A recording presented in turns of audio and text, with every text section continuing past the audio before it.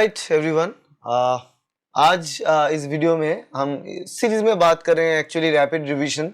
सो rapid revision में आज unit 4 की टॉपिक है। यूनिट 4 में बहुत सारे टॉपिक एक साथ है and unit 4 has cell signaling pathways, it has cancer biology, इसके साथ इसमें होस्ट पैथोजन इंटरैक्शन है और इम्यूनोलॉजी भी है। सो बहुत सारे टॉपिक्स यूनिट 4 के अंदर आता है। Unit 4 one of the biggest units of CSIR NET life science syllabus, largest unit है और इसके अंदर बहुत सारे topics and we have kept our cell cycle and regulation discussion for unit 4, क्योंकि वो कैंसर बायोलॉजी को जानने के लिए चाहिए, cell cycle and cell cycle regulation process. So वो चीज़ हम कैंसर बायोलॉजी के साथ यहाँ पे पढ़ते हैं। And there are in cell signaling pathway, cell growth pathways तो है ही, सेल डेथ पाथवेज भी उतना ही इम्पोर्टेंट है।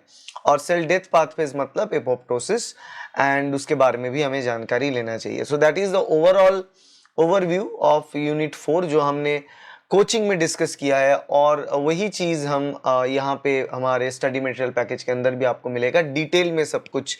यहाँ पे रैपिड रिवीजन होने वाला है तो हर एक चीज़ को हम डिटेल में नहीं समझेंगे, बट रिवाइज करने के पॉइंट ऑफ व्यू से देखेंगे। तो सेल सिग्नलिंग प्रोसेसेस के अंदर हम जाते हैं तो फॉर्म्स ऑफ केमिकल सिग्नलिंग, कितने प्रकार के सिग्नलिंग होते हैं। देखो यहाँ पे एंडोक्राइन सिग्नलिंग होता है जो कि हार्मोनल सिग्नलिंग है, फिर पैराक्राइन होता है। देखो एंडोक्राइन सिग्नलिंग जो होता है वो सिग्नलिंग मॉलिक्यूल एक जगह से रिलीज होता है ब्लड के थ्रू, वो बहुत डिस्टेंट लोकेशन पे ट्रेवल करता है और वहाँ पे जाके सिग्नलिंग होता है जो हार्मोनल सिग्नलिंग है। जो slow amount of signalling molecule चाहिए होता है, बहुत कम अमाउंट में चाहिए होता है सिग्नलिंग मॉलिक्यूल। पैराक्राइन क्या होता है? पैराक्राइन सिग्नलिंग नज़दीक में काम करता है, इन लोकल एरिया। ऑटोक्राइन सिग्नलिंग क्या होता है? जब एक सेल सिग्नलिंग मॉलिक्यूल को रिलीज करता है, वही मॉलिक्यूल उसी सेल के ऊपर काम करता है, खुद ही के ऊपर वही सिग्नलिंग मॉलिक्यूल काम करता है। तो so it is being single cell is regulating itself, तो वो है ऑटोक्राइन सिग्नलिंग। फिर कॉन्टैक्ट डिपेंडेंट सिग्नलिंग भी होता है जहाँ पे सेल्स एक दूसरे के साथ फिजिकल कांटेक्ट में रहता है, in touch, that is the contact dependent signalling. तो ये हमारे फॉर्म्स ऑफ सिग्नलिंग हो गया। अब सिग्नलिंग की जो जरिया है वो फास्ट या स्लो हो सकता है, राइट? फास्ट मतलब सेकेंड तक से मिनट तक सिग्नलिंग हो सकता है, इतना फास्ट, और फास्ट सिग्नलिंग चाहिए बहुत दौरान। फिर स्लो सिग्नलिंग भी होता है जो मिनट से लेकर आवर्स तक होने में टाइम लगता है। अब फास्ट सिग्नलिंग की बात करें तो देखो साइटोसोलिक प्रोटीन मॉड्यूलेशन जो होता है वो फास्ट होता है। ग्लाइकोजन मेटाबॉलिज्म अगर हम देख लें वो फास्ट सिग्नलिंग में आता है, जो हार्मोनल रेगुलेटेड होता है, जो इंसुलिन और ग्लूकागॉन हार्मोन द्वारा रेगुलेटेड है, और वो फास्ट सिग्नलिंग में आता है। वहीं पे स्लो सिग्नलिंग की बात करें तो आपको जीन ट्रांसक्रिप्शन और प्रोटीन सिंथेसिस जो प्रोसेसेस है वो जो सिग्नलिंग के ऊपर आधारित है, दैट इज स्लो सिग्नलिंग, जो मिनट से लेकर आवर घंटे तक का टाइम लगता है। सोमाटोस्टैटिन रिलीज शरीर के अंदर, that is an example of slow signalling. तो फास्ट एंड स्लो सिग्नलिंग हो गया depending upon the time frame of the signalling. अब की रिसेप्टर टाइप्स है सिग्नलिंग ट्रांसडक्शन। देखो सिग्नल ट्रांसडक्शन में जो रिसेप्टर्स हैं उनमें सबसे कॉमन रिसेप्टर्स, दो प्रकार के रिसेप्टर्स के बारे में हमें जानकारी चाहिए होता है for exams like CSIR NET, GATE life sciences, ICMR। तो उसके लिए GPCR G protein couple receptor और रिसेप्टर टायरोसिन काइनेज RTK, ये दो सबसे इंपॉर्टेंट है। Apart from that JAK STAT होता है जो कि RTK का ही एक वेरिएंट्स है। तो GPCR पाथवे में हम देखें तो एग्जाम्पल जो लिगैंड है जो सिग्नलिंग रिसेप्टर के ऊपर बाइंड करता है वो होता है एपिनेफ्रिन, ग्लूकागॉन, सेरोटोनिन, ये सब। और मैकेनिज्म है 7 ट्रांसमेम्ब्रेन हेलिक्स। जो GPCR रिसेप्टर होता है वो 7 ट्रांसमेम्ब्रेन प्रोटीन होता है, सेल मेम्ब्रेन में 7 बार ऐसे स्पैन करता है। उसमें जी अल्फा बीटा गामा 3 सब यूनिट्स होता है जी प्रोटीन का। जब भी सिग्नलिंग मॉलिक्यूल उसमें बाइंड करता है तो alpha unit beta gamma unit से सेपरेट हो जाता है और प्रोसेस जो है वो कंटिन्यू होता है फर्दर। तो ये GPCR सिग्नलिंग की प्रोसेस हुआ। लिगैंड गेटेड आयन चैनल, देखो यहाँ पे जो लिगैंड है वो एसिटाइल कोलिन है। अब एसिटाइल कोलिन जब बाइंड करेगा तो चैनल ओपन होगा, आयन इनफ्लक्स होगा। आयन की जो आयन फ्लक्स जो यहाँ पे होता है उसके जरिए सिग्नलिंग होता है। अब एसिटाइल कोलिन रिलीज होने से वो एक्साइटेटरी न्यूरोट्रांसमीटर की तरह काम करता है, मतलब एक्साइट करता है न्यूरल और न्यूरॉन और मस्कुलर जंक्शन को, मस्कुलर न्यूरल जंक्शन को वो ट्रिगर करता है, ठीक है, तो वहाँ पे ये काम करता है। फिर आता है रिसेप्टर टायरोसिन काइनेज आरटीके। अब आरटीके की एग्जांपल देखो, जो जो ligands RTK receptor tyrosine kinase में बाइंड करता है वो लिगैंड है EGF, epidermal growth factor, insulin, platelet derived growth factor PDGF, vascular endothelial growth factor VEGF, ये सारी चीजें। मैकेनिज्म क्या होता है, लिगैंड इंड्यूस्ड डाइमराइजेशन होता है। तो रिसेप्टर टायरोसिन काइनेज इंडिविजुअली एक मोनोमर है। अब जब भी यहाँ पे आके ईजीएफ हो, इंसुलिन हो, पीडीजीएफ आके बाइंड करता है तो डाइमराइजेशन होता है। और जब भी डाइमराइजेशन होता है तो क्रॉस फॉस्फोराइलेशन होता है। इसको हम क्रॉस ऑटो फॉस्फोराइलेशन बोलते हैं। मतलब वो रिसेप्टर टायरोसिन काइनेज जो रिसेप्टर होता है वो खुद को फॉस्फोराइलेट करता है और क्रॉस फॉस्फोराइलेट करता है। मतलब इस लेफ्ट साइड की आरटी के राइट साइड को, राइट साइड के आरटी के लेफ्ट साइड को फॉस्फोराइलेट करता है। फिर downstream cascade signalling process continue होता है, अल्टीमेटली सेल ग्रोथ पाथवे को वो ट्रिगर करेगा। वैसे ही जैक-स्टैट भी एक पाथवे, आरटी के ही रिसेप्टर टायरोसिन काइनेज ही उसका रिसेप्टर है, मगर यहाँ पे जो सिग्नलिंग मॉलिक्यूल है वो है इंटरफेरॉन, इंटरल्यूकिन 6, इंटरल्यूकिन 2, 4, 7, ये सब जो साइटोकाइंस है, बेसिकली वो साइटोकाइन रिसेप्टर में काम करता है। मैकेनिज्म क्या है, साइटोकाइन रिसेप्टर पे साइटोकाइन जाके बाइंड करेगा, रिसेप्टर डायमराइजेशन होगा, अल्टीमेटली जैक फॉस्फोराइलेट, जैक खुद को फॉस्फोराइलेट करेगा, वो फॉस्फोराइलेट करेगा स्टैट को, जैक स्टैट। अब स्टैट फाइनली ये जो है ये एक ट्रांसक्रिप्शन फैक्टर है, वो न्यूक्लियस के अंदर जाएगा और जीन एक्टिवेशन करेगा। तो ये जैक स्टैट पाथवे हो गया। फिर आता है सेकेंडरी मैसेंजर्स। सेकेंडरी मैसेंजर्स मतलब जो केमिकल सिग्नलिंग मॉलिक्यूल्स सेल्स के अंदर सिग्नलिंग पाथवे को कैरी फॉरवर्ड करता है, उसको हम सेकेंडरी मैसेंजर्स बोलते हैं। प्राइमरी मैसेंजर होता है वो सिग्नलिंग मॉलिक्यूल जो बाहर से आके रिसेप्टर में बाइंड किया हुआ, तो वो प्राइमरी मैसेंजर हो गया। सेकेंडरी मैसेंजर वो केमिकल्स हो गए जो सेल्स के अंदर वो सिग्नल ट्रांसडक्शन पाथवे को कैरी फॉरवर्ड करेगा। तो सेल्स के अंदर साइक्लिक एएमपी, साइक्लिक जीएमपी ये काम करता है। इनोसिटोल ट्रिसफॉस्फेट, डायसाइल ग्लिसरॉल ये काम करता है, मगर इनोसिटोल ट्रिसफॉस्फेट या डायसाइल ग्लिसरॉल ये काम करेगा कब, जब कैल्शियम इन्फ्लक्स हो, जब कैल्शियम की मात्रा सेल के अंदर ज्यादा हो, प्रोटीन काइनेज सी भी एक्टिवेटेड होता है, ठीक है। कैल्शियम को भी हम यहाँ पे सेकेंडरी मैसेंजर मानते हैं, नाइट्रस ऑक्साइड को मानते हैं, सेरामाइड को मानते हैं, ठीक है। तो ये सब कुछ हो गया हमारे लिए सेकेंडरी मैसेंजर्स। तो ये हमारा receptors and signal transaction pathway. अब हम बात करेंगे दो पाथवे के बारे में, एक जीपीसीआर पाथवे और आरटीके मेडिएटेड कैस्केड।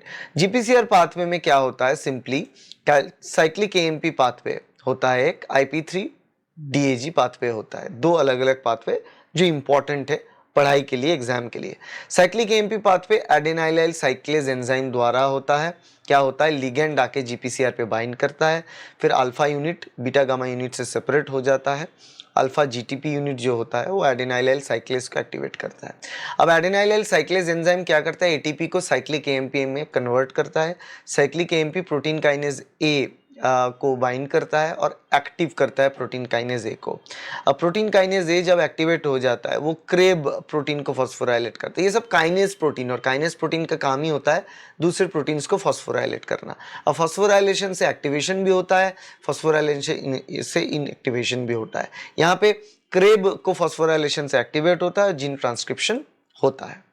अब IP3 DAG पाथवे कैसे काम करते हैं, देखो ये अल्फा, वही बात है जब जी प्रोटीन की अल्फा सब यूनिट जीटीपी के साथ बाइंड करता है, वो यहाँ पे वो क्या किया, यहाँ पे वो एडेनाइलाइल साइक्लेज को एक्टिवेट किया ताकि साइक्लिक एएमपी की मात्रा बढ़ जाए।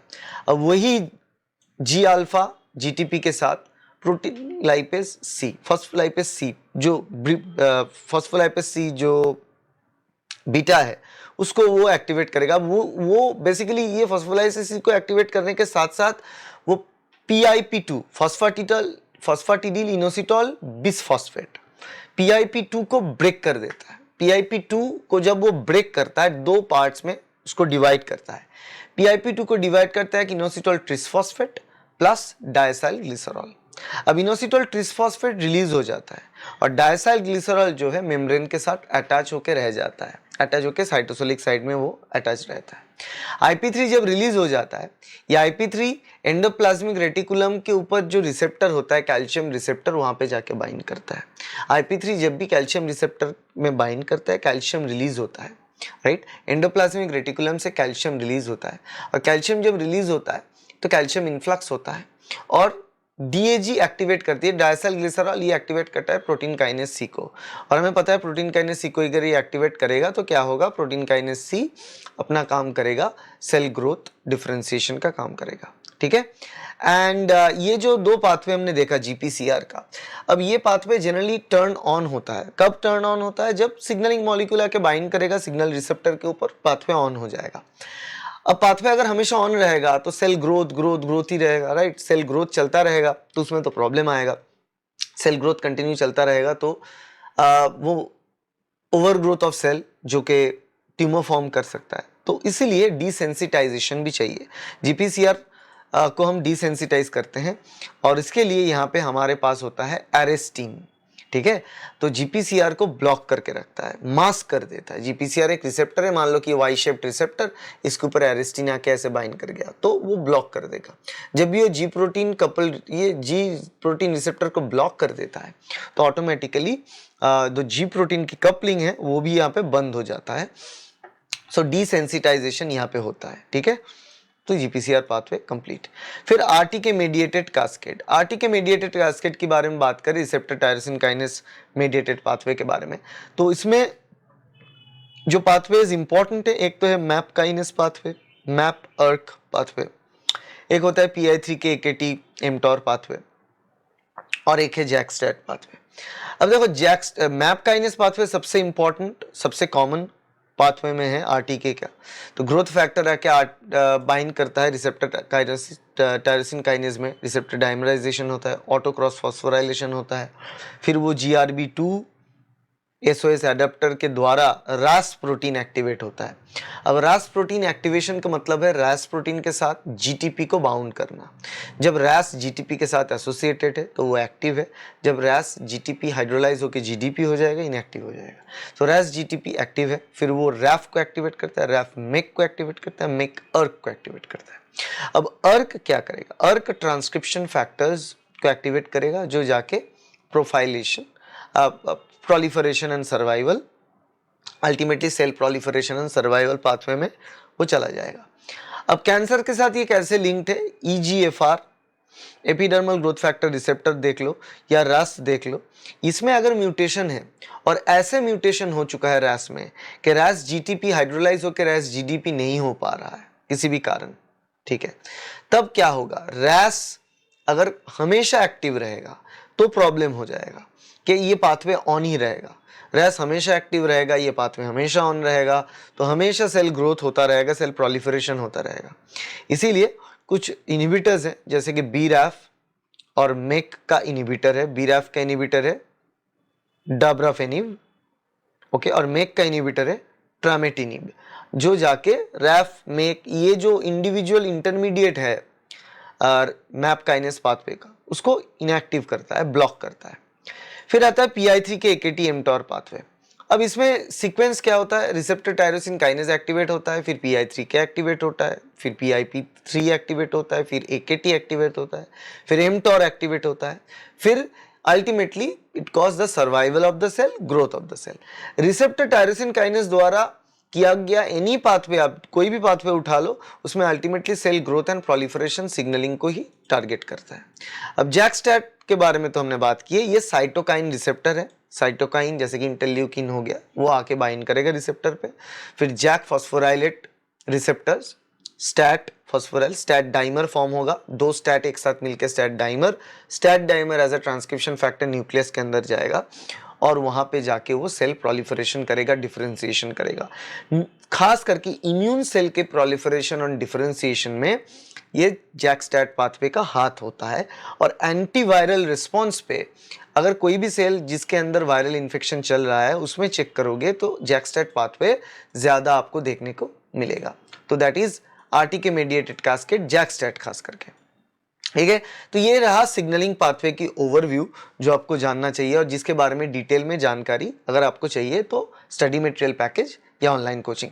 चैनल पे भी बहुत सारा वीडियोस है सेल सिग्नलिंग का, आई थिंक 4 अलग अलग सेट ऑफ वीडियोस हैं जो मैंने 4 अलग अलग टाइम स्टैम्प पे बनाया। 12 साल पहले से मैंने वीडियो बना रहा हूँ, तो 4 अलग अलग टाइम स्टैम्प पे वीडियोस हैं। वो आप देख सकते हो। फिर cell cycle and its regulation के बारे में बात करें तो cell cycle phases and timings important होता है। तो सेल साइकिल फेजेस देखो G1 S, G2M and G0। G1 phase 6 से 12 घंटे का, यहाँ पे सिंपली प्रोटीन सिंथेसिस होता है, खास करके साइक्लिन की सिंथेसिस होता है। एस फेज 6 से 8 घंटे तक का लास्ट करता है। एस फेज मतलब रेप्लिकेशन फेज, डीएनए सिंथेसिस की फेज होता है, यहाँ पे डीएनए रेप्लिकेशन होता है। G2 3 से 4 घंटे की प्रोटीन सिंथेसिस होता है फॉर माइटोसिस। और एम फेज सिर्फ 1 घंटे की, जहाँ पे माइटोसिस प्रोसेस कंप्लीट होता है और साइटोकाइनेसिस होता है, मतलब साइटोसॉल डिवाइड होके 2 डॉटर सेल बन जाता है।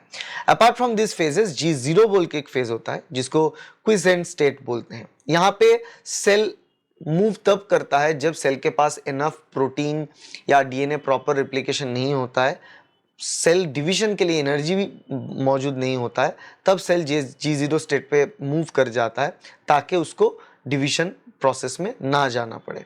तो it's kind of a hibernation stage.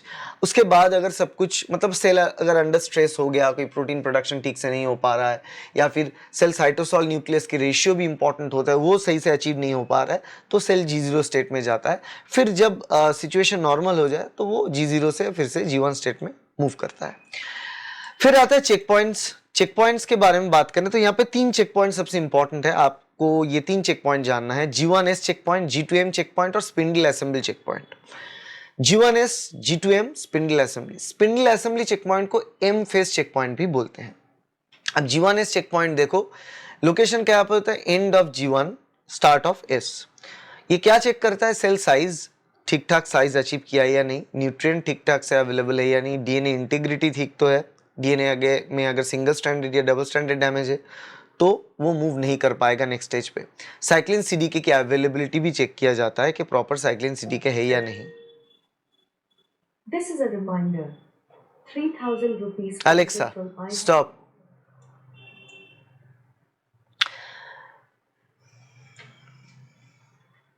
Next आता है G2M। अब G2M फेज का बात करो तो लोकेशन क्या है, end of G2 start of GM, end of G2 start of M phase.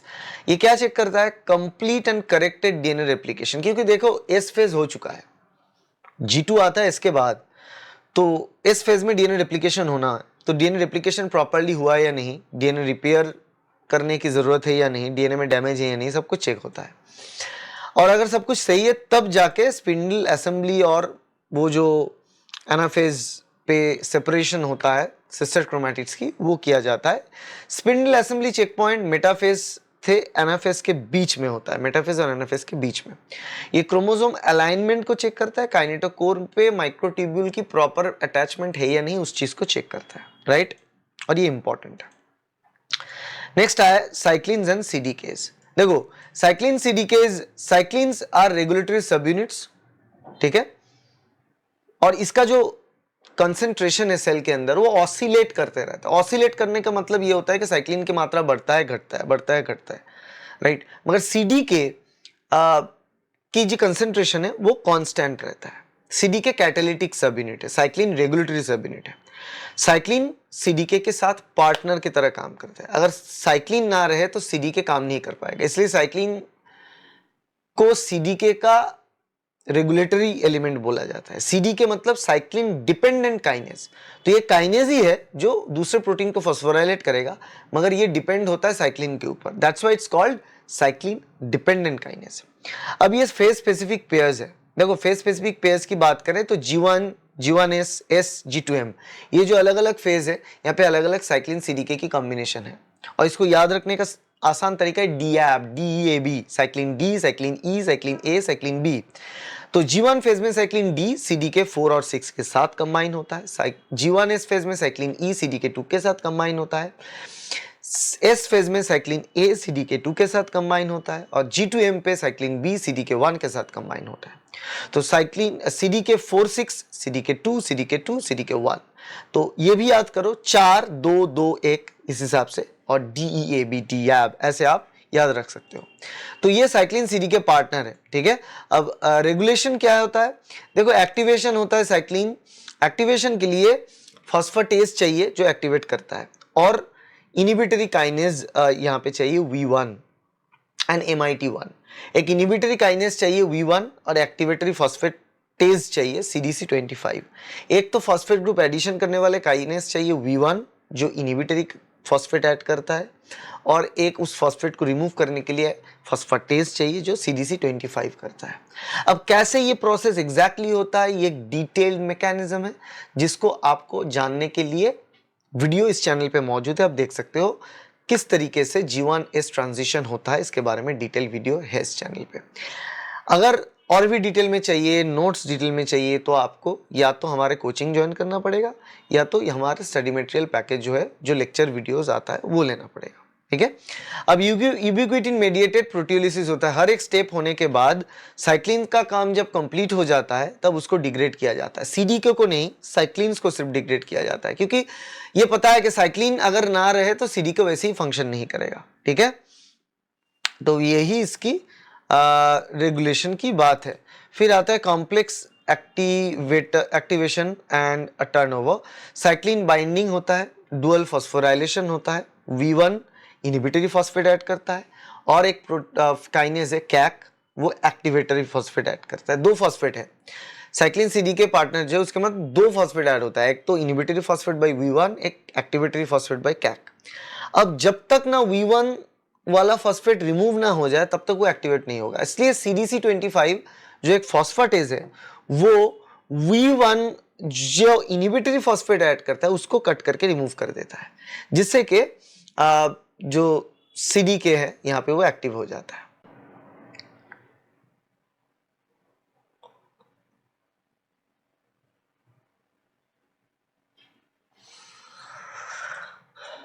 उसके बाद आता है साइक्लिन डिग्रेडेशन। देखो साइक्लिन का काम जब हो जाता है फिर उसके बाद साइक्लिन को डिग्रेड कर देना होता है। अब साइक्लिन डिग्रेडेशन होगा APC, एंड APC यहाँ पे जो है वो एनाफेज प्रोमोटिंग कॉम्प्लेक्स द्वारा साइक्लिन डिग्रेडेशन होता है, खास करके एमफेज की साइक्लिन डिग्रेडेशन होता है। CDC20 को यूबिक्विटिनेट किया जाता है और विथ प्रोटियाजम कॉम्प्लेक्स के द्वारा उसको डिग्रेड कर दिया जाता है। तो ये हो गया आपका साइक्लिन CDK का टोटल आइडिया। फिर आता है growth factor signaling to cell cycle entry. देखो ग्रोथ फैक्टर मतलब रिसेप्टर टायरोसिन काइनेस में लाइगेंड बाइंड होता है, डाइमराइजेशन होता है, मैप काइनेस पाथवे एक्टिवेट होता है। फिर न्यूक्लियर इफेक्ट्स क्या होता है, अर्क जो एक्टिवेट होता है वो अलग अलग प्रकार के जो ट्रांसक्रिप्शन फैक्टर्स है उसको एक्टिवेट करता है। अब वो स्टैट डाइमर हो सकता है अलग अलग पाथवे में, स्टैट डाइमर भी ट्रांसक्रिप्शन फैक्टर है। हो सकता है कि वो जून फॉस को एक्टिवेट करे, जून फॉस भी हो सकता है जो कि G1S फेज साइक्लिन्स और CDKs अप रेगुलेशन में मदद करेगा। फिर आता है E2F एक्टिवेशन। अब G1S CDK साइक्लिन जो कॉम्प्लेक्स है वो कैसे काम करता है, G1S फेज के CDK साइक्लिन फॉस्फोराइलेट करता है रेटिनोब्लास्टोमा प्रोटीन को। जब इस रेटिनोब्लास्टोमा प्रोटीन को वो फॉस्फोराइलेट करता है तब रेटिनोब्लास्टोमा प्रोटीन E2F को रिलीज कर देता है। नॉर्मली रेटिनोब्लास्टोमा प्रोटीन E2F के साथ बाउंड रहता है। अब जब भी रेटिनोब्लास्टोमा प्रोटीन फॉस्फोराइलेट हो तो E2F रिलीज हो जाता है। E2F जब रिलीज होता है वो एस फेज जीन ट्रांसक्रिप्शन को ट्रिगर करता है। तो G1S ट्रांजिशन ऐसे होता है ताकि रेटिनोब्लास्टोमा सेंसिटिविटी प्रोटीन जब E2F को रिलीज कर दे, E2F जाके फर्दर प्रोसेस को करे। G1S check point and DNA damage response. देखो सिंगल स्ट्रैंडेड DNA ब्रेक अगर है तो उसके लिए अलग रिस्पॉन्स है, डबल स्ट्रैंडेड ब्रेक है उसके लिए अलग रिस्पॉन्स है। अब ये रिस्पॉन्स कौन ट्रिगर करेगा, जब भी DNA में डैमेज होता है तो उसको डिटेक्ट करना कुछ प्रोटीन्स का काम होता है, फिर उसको प्रॉपरली फिक्स करना या तो सेल को मार देना, ये काम होता है P53 का। इसलिए P53 को guardian of the cell cycle कहा जाता है, गार्डियन ऑफ द सेल कहा जाता है। देखो सिंगल स्ट्रैंडेड ब्रेक है तो उसको AT रिप चेक करता है, CHK1 check point kinase 1 activate होता है, चेक पॉइंट काइनेज 1 CDC25 को इनहिबिट करता है और G1 फेज को अरेस्ट करता है। डबल स्ट्रैंडेड ब्रेक की बात करें, MRN complex, double standard breaker अगर है तो MRN कॉम्प्लेक्स उसको डिटेक्ट करता है, ATM द्वारा वो डिटेक्ट होता है, चेक पॉइंट काइनेज 2 एक्टिवेट होता है, P53 फॉस्फोराइलेशन होके P53 एक्टिवेट होता है, P53 P21 को एक्टिवेट करता है जो कि G1 अरेस्ट करेगा। अब P53 जब भी एक्टिवेट होता है वो P21 को इंड्यूस करता है, वो या तो सेल साइकिल अरेस्ट, पहले तो वो सेल साइकिल को अरेस्ट करेगा। अरेस्ट करने का मतलब है सेल साइकिल को उसी फेज में ब्लॉक कर देगा, वो G1 फेज है तो उसमें ब्लॉक कर देगा। उसके बाद वो डीएनए जो डैमेज है उसको रिपेयर करने की कोशिश करेगा। अगर रिपेयर हो सके तो ठीक है, अगर नहीं हो सके तो एपोप्टोसिस करेगा, सेल को डेथ, सेल साइकिल एंड हो जाएगा, सेल को मार देगा। तो डबल स्टैंडर्ड ब्रेक ज्यादा डरावना है, खतरनाक है सेल्स के लिए। इसीलिए डबल स्टैंडर्ड ब्रेक अगर है तो उसको या तो रिपेयर करो या तो एपोप्टोसिस करो। P53 एमडीएम का एक कॉम्बिनेशन है जो रेगुलेट करता है P53 कंसेंट्रेशन को। अब डबल स्टैंडर्ड ब्रेक है तो उसको एटीएम द्वारा, चेक पॉइंट काइनेस 2 द्वारा रेगुलेट होता है, और अगर सिंगल स्टैंडर्ड ब्रेक है तो एटीआर द्वारा, चेक पॉइंट काइनेस 1 द्वारा रेगुलेटेड होता है। अब सिंगल स्टैंडर्ड ब्रेक है तो सिंपली G1 अरेस्ट होता है, मगर डबल स्टैंडर्ड ब्रेक होता है तो वहां पे G1 अरेस्ट के साथ साथ रिपेयर की कोशिश होगा या फिर एपोप्टोसिस होगा। P53 MDM2 ऑटो रेगुलेशन कैसे होता है? डीएनए डैमेज डिसरप्ट करता है P53 MDM2 इंटरैक्शन को। अब P53 MDM में इंटरैक्शन होता है, MDM P53 को एक्टिवेट करता है, P53 इन फर्दर MDM को। तो ये इंटरैक्शन, लोग कहेंगे कि P53 तो फिर रेगुलेटर होता है MDM2 द्वारा, तो MDM2 तो ज्यादा यहाँ पे गार्डियन होना चाहिए। नहीं, एक्चुअली P53 का कंसंट्रेशन जब बढ़ेगा तो वो MDM की कंसंट्रेशन बढ़ा देता है, MDM2 की कंसंट्रेशन बढ़ता है तो P53 को एक्टिवेट करता है। तो P53 इनडायरेक्टली खुद को ही ऑटो रेगुलेट करता रहता है, ठीक है। और जब भी डीएनए डैमेज हो डबल स्टैंडर्ड, तब क्या होता है? P53 में फॉस्फोराइलेशन होता है, MDM2 में फॉस्फोराइलेशन होता है। MDM2 P53 दोनों में जब फॉस्फोराइलेशन होगा, P53 की फॉस्फोराइलेशन में P53 एक्टिव होगा, MDM2 की फॉस्फोराइलेशन में MDM2 इनएक्टिव होगा। वहां पे P53 एक्टिव जब होता है, P53 जाके वो जो प्रोसेस है उसको खत्म करता है, ठीक है। और आता है स्पिंडल असेंबली और M phase check point. End में, अंत में यह आएगा स्पिंडल असेंबली चेक पॉइंट और M phase check point. Tension sensing होता है कैसे? काइनेटोकोर्स अंडर इम्प्रॉपर टेंशन, मतलब मान लो कि यहाँ पे क्रोमोसोम्स अरेंज्ड है, सेंटर में काइनेटोकोर्स है, काइनेटोकोर्स में माइक्रोट्यूब्यूल्स बाउंड होता है, राइट। अब माइक्रोट्यूब्यूल्स बाउंड हो रहा है, माइक्रोट्यूब्यूल ऑर्गेनाइजिंग सेंटर से वो आके यहाँ पे बाइंड हो रहा है। अब यहाँ पे क्या होगा?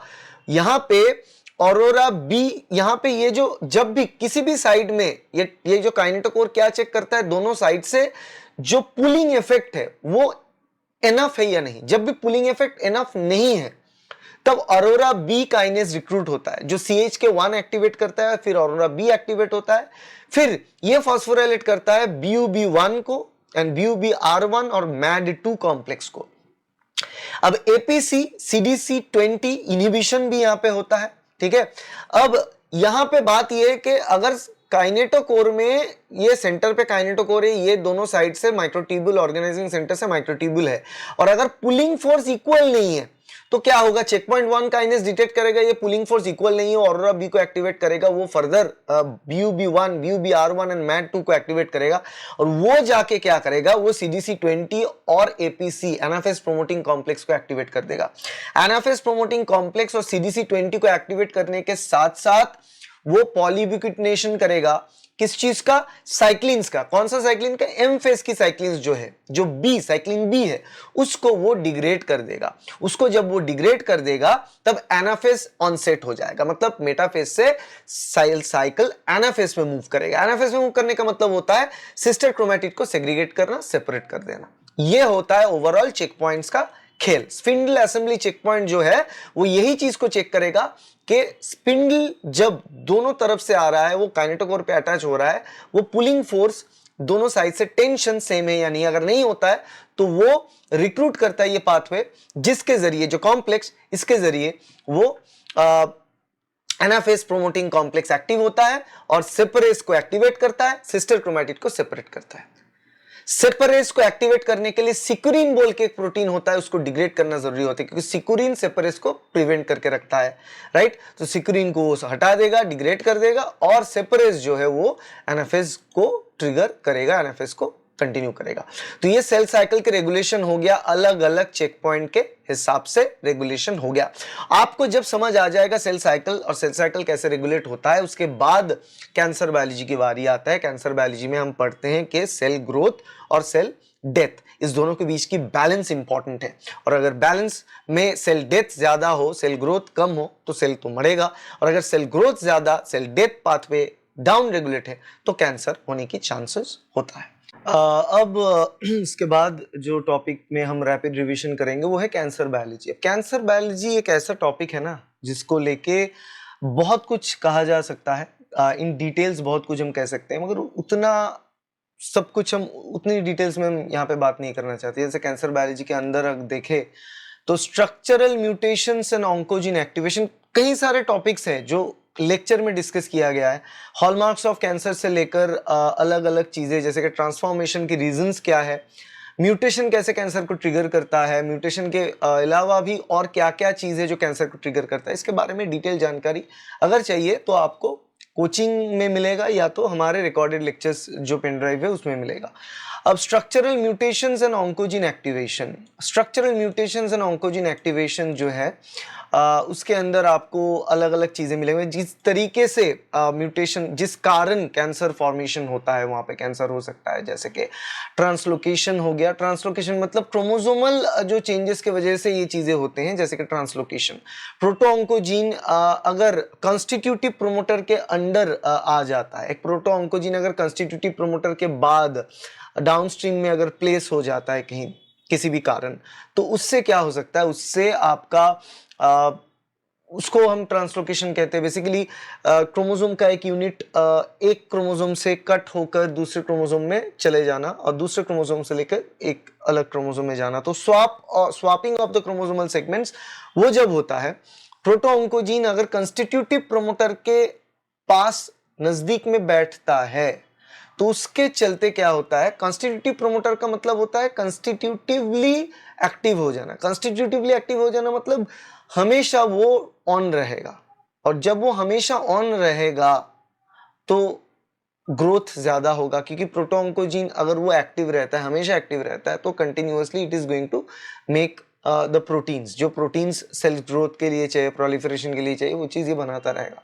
तो एग्जाम्पल सी मीक, इम्यूनोग्लोबुलिन HIGH, ये एग्जांपल्स हैं। रिजल्ट, अब कंस्टिट्यूटिव ओवर एक्सप्रेशन देखो, रिजल्ट है कंस्टिट्यूटिव ओवर एक्सप्रेशन, और ओवर एक्सप्रेशन अगर है उससे प्रोलिफरेशन ज्यादा होता है, प्रोलिफरेशन सेल प्रोलिफरेशन ज्यादा होगा, बढ़ेगा। बर्किट्स लिम्फोमा में ये होता है कि कंस्टिट्यूटिवली ओवर एक्सप्रेस करता है, राइट, क्योंकि वो प्रोमोटर कंस्टिट्यूट प्रोमोटर के अंडर आ जाता है तो ओवर एक्सप्रेस होता है और प्रोलिफरेशन जो है बढ़ जाता है, ये चीज है। नेक्स्ट है डिलीशन।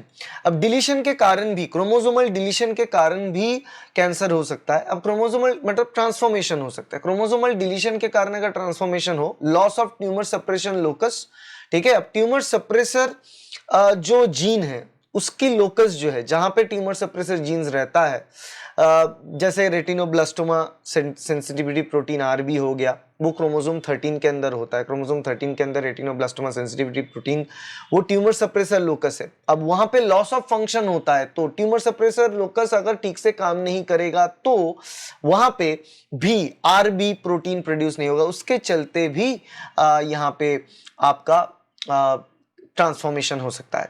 अब देखो RB प्रोटीन अगर यहाँ पे सप्रेस हो जाता है, तो RB अगर एक्टिव नहीं है तो E2F मतलब E2F ऑलवेज फ्री रहेगा, क्योंकि RB प्रोटीन का काम ही होता है E2F के साथ बाइंड करके उसको इनएक्टिव करके रखना। और RB अगर सप्रेस हो जाए तो E2F हमेशा फ्री रहेगा, और E2F अगर हमेशा फ्री रहेगा तो कंटिन्यूअस क्या होगा, G1 फेज से एस फेज, G1 फेज से एस फेज में कंटिन्यूअसली मूवमेंट होता रहेगा, तो जीन एक्सप्रेशन कंटिन्यूअसली होगा, और ये इसके चलते रेटिनोब्लास्टोमा फॉर्म होगा, तो जो कि एक प्रकार के आंखों की कैंसर है, तो वो डिलीशन म्यूटेशन की वजह से होता है। फिर आता है इंसर्शन। अब इंसर्शन देखो, viral DNA integrates within protooncogene exon. अब इंसर्शन की बात करें तो वायरल जो DNA है वो प्रोटोऑन्कोजीन के बीच अगर एम्बेड हो जाए, वायरल DNA अगर प्रोटोऑन्कोजीन के अंदर एम्बेड हो जाए तो उसके चलते भी आपका वो जो इंसर्शन है उसके चलते भी आपका इंसर्शन होता है, उससे भी कैंसर हो सकता है, ट्यूमर फॉर्म हो सकता है। अब देखो, ट्यूमर फॉर्म होना और कैंसर होना एक बात नहीं है, ट्यूमर बिनाइन हो सकता है, मैलिग्नेंसी तब होगा अगर मैलिग्नेंसी होता है तो अलग बात है, मगर जनरली बिनाइन ट्यूमर फॉर्मेशन होता है, ठीक है। नॉर्मली वायरल DNA अगर इंटीग्रेट हो जाए प्रोटोऑन्कोजीन एक्सॉन्स के अंदर उससे वो रेगुलेटरी डोमेन को डिसरप्ट कर देगा। जब रेगुलेटरी डोमेन डिसरप्ट हो जाता है तो कॉन्स्टिट्यूटिवली वो एक्टिवेट होता है, कॉन्स्टिट्यूटिव एक्टिवेशन होता है, और कॉन्स्टिट्यूटिव एक्टिवेशन से वो ट्रांसफॉर्मेशन होता है नॉर्मल सेल से कैंसर सेल में, मतलब ट्यूमर सेल में तब्दील होता है। अब ट्यूमर सेल जब बनता है, बेसिकली हम यहाँ पे वही चीज देख रहे हैं, प्रोटोऑन्कोजीन ऐसे जगह पे बैठ रहा है जिससे पहले एक प्रोमोटर है जो कॉन्स्टिट्यूटिव है, मतलब प्रोटोऑन्कोजीन को कॉन्स्टिट्यूटिवली बना रहा है, या फिर हम देख रहे हैं कि ट्यूमर सप्रेसर जीन को सप्रेस किया जा रहा है। ट्यूमर सप्रेसर जीन अगर काम नहीं कर रहे ठीक से तो उससे भी वो चीज हो सकता है। Stasis and extracellular matrix degradation होता है, तब जाके एक बिनाइन ट्यूमर से हम बोल सकते हैं कि वो कैंसरस स्टेज में आ गया, क्योंकि कैंसर सेल का काफ़ी सारा प्रॉपर्टीज होते हैं, और प्रॉपर्टीज जैसे कि कांटेक्ट इनहिबिशन वो मानता नहीं है, वो इम्यून सिस्टम को इवेट कर सकता है, उसके कुछ ऐसे पैंतरे होते हैं। मगर यहाँ पे जो सबसे खतरनाक दो फीचर्स वो एंजियोजेनेसिस है और मेटास्टेसिस है।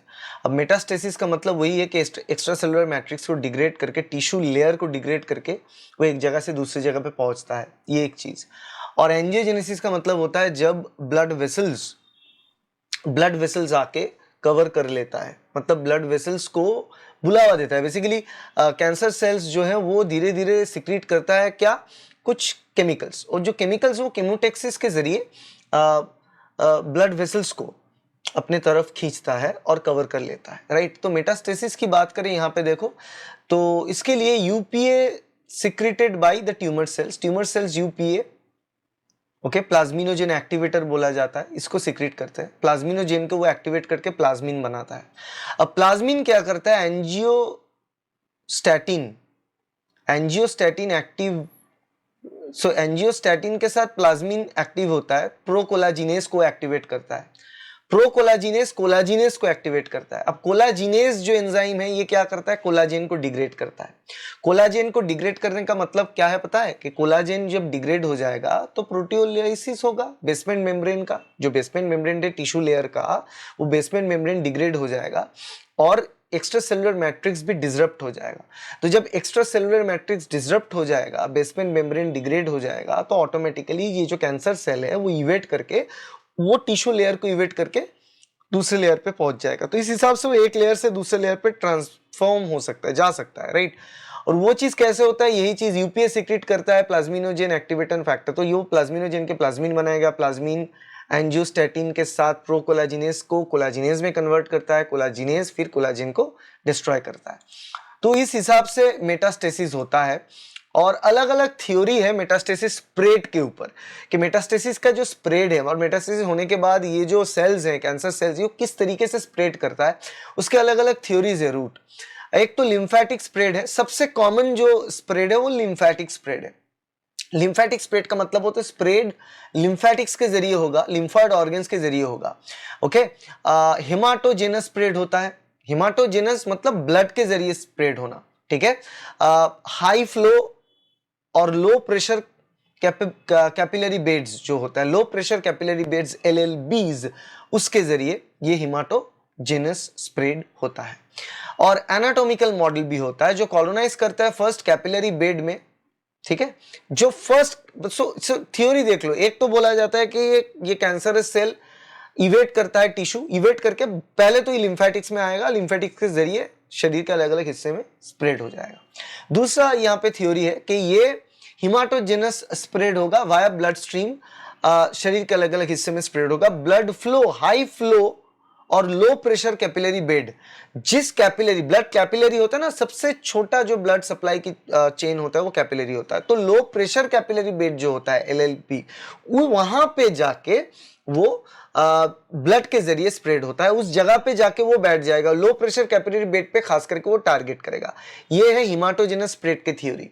थर्ड थ्योरी एनाटॉमिकल मॉडल, ये बोला जाता है कि ये कैंसर सेल जब टिश्यू इवेट करेगा, उसके बाद जो कैपिलरी बेड पहले वो एनकाउंटर करेगा, पहला कैपिलरी बेड को एनकाउंटर करेगा, वहीं पे जाके वो ट्यूमर फॉर्म करेगा, ठीक है। तो एनाटॉमिकल, जो भी कैपिलरी बेड पहला आएगा वहीं पे जाके वो एनकाउंटर होगा, वहीं पे जाके वो अपना जो है कॉलोनाइज करेगा। और फोर्थ है केमो एट्रैक्शन थ्योरी। तो टारगेट ऑर्गन से कीमोकाइंस आएगा, टारगेट ऑर्गन्स, जो भी टारगेट ऑर्गन्स है वहां से कीमोकाइंस आएगा, और कीमोकाइंस जब रिलीज होता है वो केमिकल फैक्टर्स ट्यूमर सेल्स को अट्रैक्ट करता है, तो ट्यूमर सेल्स उसके तरफ मूव करता है। तो इसी हिसाब से केमो अट्रैक्शन थियरी काम करता है। ये टोटल चार अलग अलग प्रकार की थ्योरीज यहाँ पे बोला जाता है। Lymphatic spread, haematogenous spread, anatomic model and chemo attraction model, ये चार अलग अलग मॉडल्स हैं और इस मॉडल के हिसाब से ये चीज स्प्रेड होता है। Metastasis initiating and progression genes. अब मेटास्टेसिस को इनिशिएट करने के लिए, प्रोग्रेस करने के लिए कौन कौन से जीन्स इन्वॉल्व होते हैं, किस तरीके से वो काम करते हैं, उसके बारे में आपको बता दें कैसे ये चीज होता है। देखो, इनिशिएशन की बात करें तो साइक्लिन D1 D2, ठीक है, cyclin D1 D2, MM set, CMAF, del 13Q, FGFR3, ये सारे जो जीन्स होते हैं ये इनिशिएटर जीन होते हैं मेटास्टेसिस को इन्फ्लुएंस करने के लिए।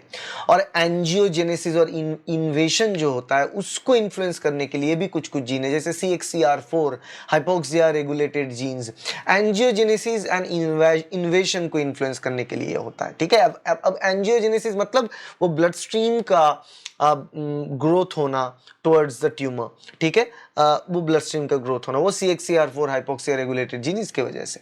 और प्रोग्रेशन जो है, प्रोग्रेशन कौन करता है, KRAS, NRAS, NF kappa B, FGF3, virulence factors होते हैं जैसे कि interleukin 6, TNF alpha, VEGF, RN, KL, ये सारे के सारे प्रोग्रेशन के लिए काम करता है। तो इनिशिएशन के लिए cyclin D1 D2, MM set, CMAF, ये सारे जीन्स काम करता है। एंजियोजेनेसिस के लिए CXCR4 हाइपोक्सिया रेगुलेटेड जीन्स काम करता है। प्रोग्रेशन के लिए KRAS, NRAS, NF kappa B, FGF3, interleukin 6, TNF alpha, VEGF, ये सब काम करता है। ठीक है, अब वायरस इंड्यूस्ड ऑन्कोजेनेसिस भी होता है, इसके बारे में भी आपको बता दें कि ये जो ट्रांसफॉर्मेशन है नॉर्मल सेल से कैंसर सेल में ट्रांसफॉर्मेशन है, ये ट्रांसफॉर्मेशन के लिए भी एक वायरस ट्रांसफॉर्मेशन को इंड्यूस कर सकता है, खास करके human papilloma virus, HPV, human papilloma virus, खास करके सर्विकल कैंसर में। और महिलाओं के लिए जो सर्विकल कैंसर है दुनिया में मैक्सिमम केसेस 90% से ज्यादा केसेस में सर्विकल कैंसर में ह्यूमन पैपिलोमा वायरस ही रिस्पॉन्सिबल है। ओके, एपिसोमल इंटीग्रेशन होता है human papilloma virus DNA, human papilloma virus DNA का कंपोनेंट्स होता है E2, E6, E7, जो होस्ट जीनोम के साथ बाइंड करता है, bind to the host genome. और जब वो होस्ट जीनोम के साथ बाइंड करता है, जैसे कि E6 बाइंड करता है, इनएक्टिवेट कर देता है P53 को, E7 बाइंड करता है, इनएक्टिवेट करता है रेटिनोब्लास्टोमा सेंसिटिविटी प्रोटीन को। अब रेटिनोब्लास्टोमा सेंसिटिविटी प्रोटीन को अगर इनएक्टिव कर दे तो E2F एक्टिव हो जाएगा, उससे कैंसर हो जाएगा। E6 इनएक्टिवेट कर देगा P53 को, और P53 को अगर इनएक्टिवेट कर दे तो सेल साइकिल अरेस्ट बंद हो जाएगा, DNA डैमेज में भी सेल साइकिल प्रोग्रेशन होगा। ठीक है, और सेल साइकिल चेक पॉइंट में जो चेकिंग होना चाहिए वो बंद हो जाएगा, इससे मैलिग्नेंट ट्रांसफॉर्मेशन काफी आसान हो जाता है। तो ये वायरस इंड्यूस्ड ऑन्कोजेनेसिस खास करके दो अलग अलग प्रोटीन्स द्वारा, एक तो E6 द्वारा और एक E7 द्वारा। E7 इनएक्टिवेट करता है RB को और E6 इनएक्टिवेट करता है P53 को। फिर कैंसर ट्रीटमेंट के बारे में थोड़ा सा बात यहाँ पे कर लें, ये भी इंपॉर्टेंट है कैंसर ट्रीटमेंट के बारे में बात करना। देखो, सर्जरी जो फिजिकल रिमूवल है ये तो बहुत सालों से चलता आ रहा है कि जिस जगह पे ट्यूमर है, लंप है, उसको रिमूव कर दे, मगर उससे क्यों फर्क नहीं पड़ता, क्योंकि प्रॉब्लम ये होता है कि कैंसर जब हो जाता है तब मेटास्टेसिस और एंजियोजेनेसिस दोनों फीचर कैंसर सेल्स के बीच आ जाता है। तो अगर सर्जरी करके हम ट्यूमर को रिमूव भी कर ले एक जगह से, तो वो दूसरे जगह पे जाकर ट्यूमर करेगा, क्योंकि ब्लड स्ट्रीम के जरिए या फिर लिम्फेटिक्स के जरिए ट्रांसमिट करेगा। कीमोथेरेपी है, DNA डैमेजिंग म्यूटाजेंस है, कीमोथेरेपी के जरिए DNA डैमेजिंग म्यूटाजेंस को फिक्स कर सकते हैं हम। हार्मोन थेरेपी है जो ब्लॉक करता है हार्मोन ड्रिवन कैंसर्स को, जैसे एंटी एस्ट्रोजन थेरेपी होता है जो कि महिलाओं के जो कैंसर्स हैं, जो ब्रेस्ट कैंसर्स हैं या फिर सर्विकल कैंसर है, वहां पे काम करेगा। बायोलॉजिकल टारगेट्स है जो स्पेसिफिक ऑन्कोजेनिक प्रोटीन को टारगेट करता है, जैसे कि बोर्टिजोमी है, नटलिन 2 है। इसके बारे में जो एग्जैक्ट प्रोसेसेस है, जो ड्रग टारगेटिंग है कैंसर में, ये ड्रग टारगेटिंग के ऊपर अलग से डिटेल में वीडियो आपको इस चैनल पे मिल जाएगा, जो cancer drug, anti cancer drugs कैसे काम करता है। कुछ 4-5 प्रकार के ड्रग्स जो है अभी जिसको लेके ज्यादा काम चल रहा है मार्केट में, उसके बारे में बात हो चुका है। उसके बारे में अगर और भी जानकारी चाहिए तो स्टडी मटेरियल पैकेज खरीदना पड़ेगा या फिर कोचिंग में मिलेगा। मोनोक्लोनल एंटीबॉडी थेरेपी है, जो सबसे यहाँ पे कॉमन है वो है हर्सेप्टिन 2 रिसेप्टर। जो हर्सेप्टिन 2 रिसेप्टर होता है, हर2 रिसेप्टर, उस रिसेप्टर दो रिसेप्टर को अगर एक साथ बाइंड होता है तो सिग्नलिंग चलेगा। अब दो रिसेप्टर को एक साथ बाइंड होने से रोक के रखता है, ठीक है।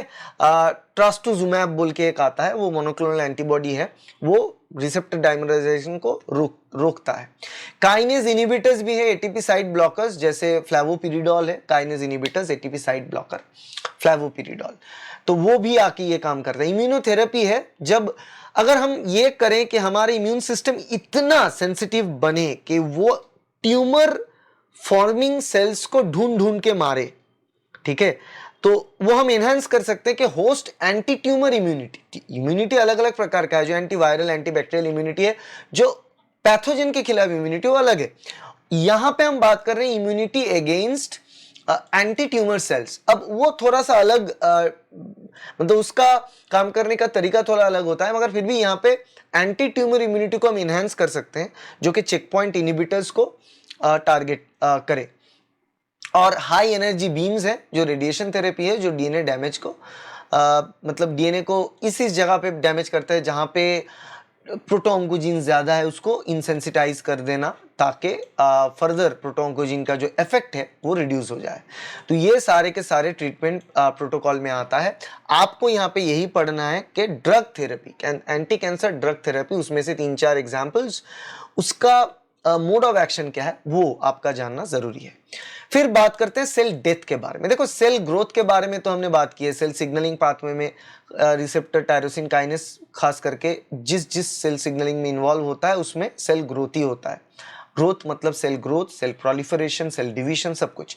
अब सेल डेथ की बात करें यहाँ पे, तो सेल डेथ में क्या होगा, मोड्स ऑफ सेल डेथ और एपोप्टोसिस अलग अलग है। मोड्स ऑफ सेल डेथ, अब मोड्स ऑफ सेल डेथ में एपोप्टोसिस है, ऑटोफैगी है, नेक्रोसिस है, 3 अलग अलग प्रकार का सेल डेथ है। तीनों केस में ही सेल डेथ होता है, सेल की डेथ यहाँ पे मॉड्यूलेट होता है।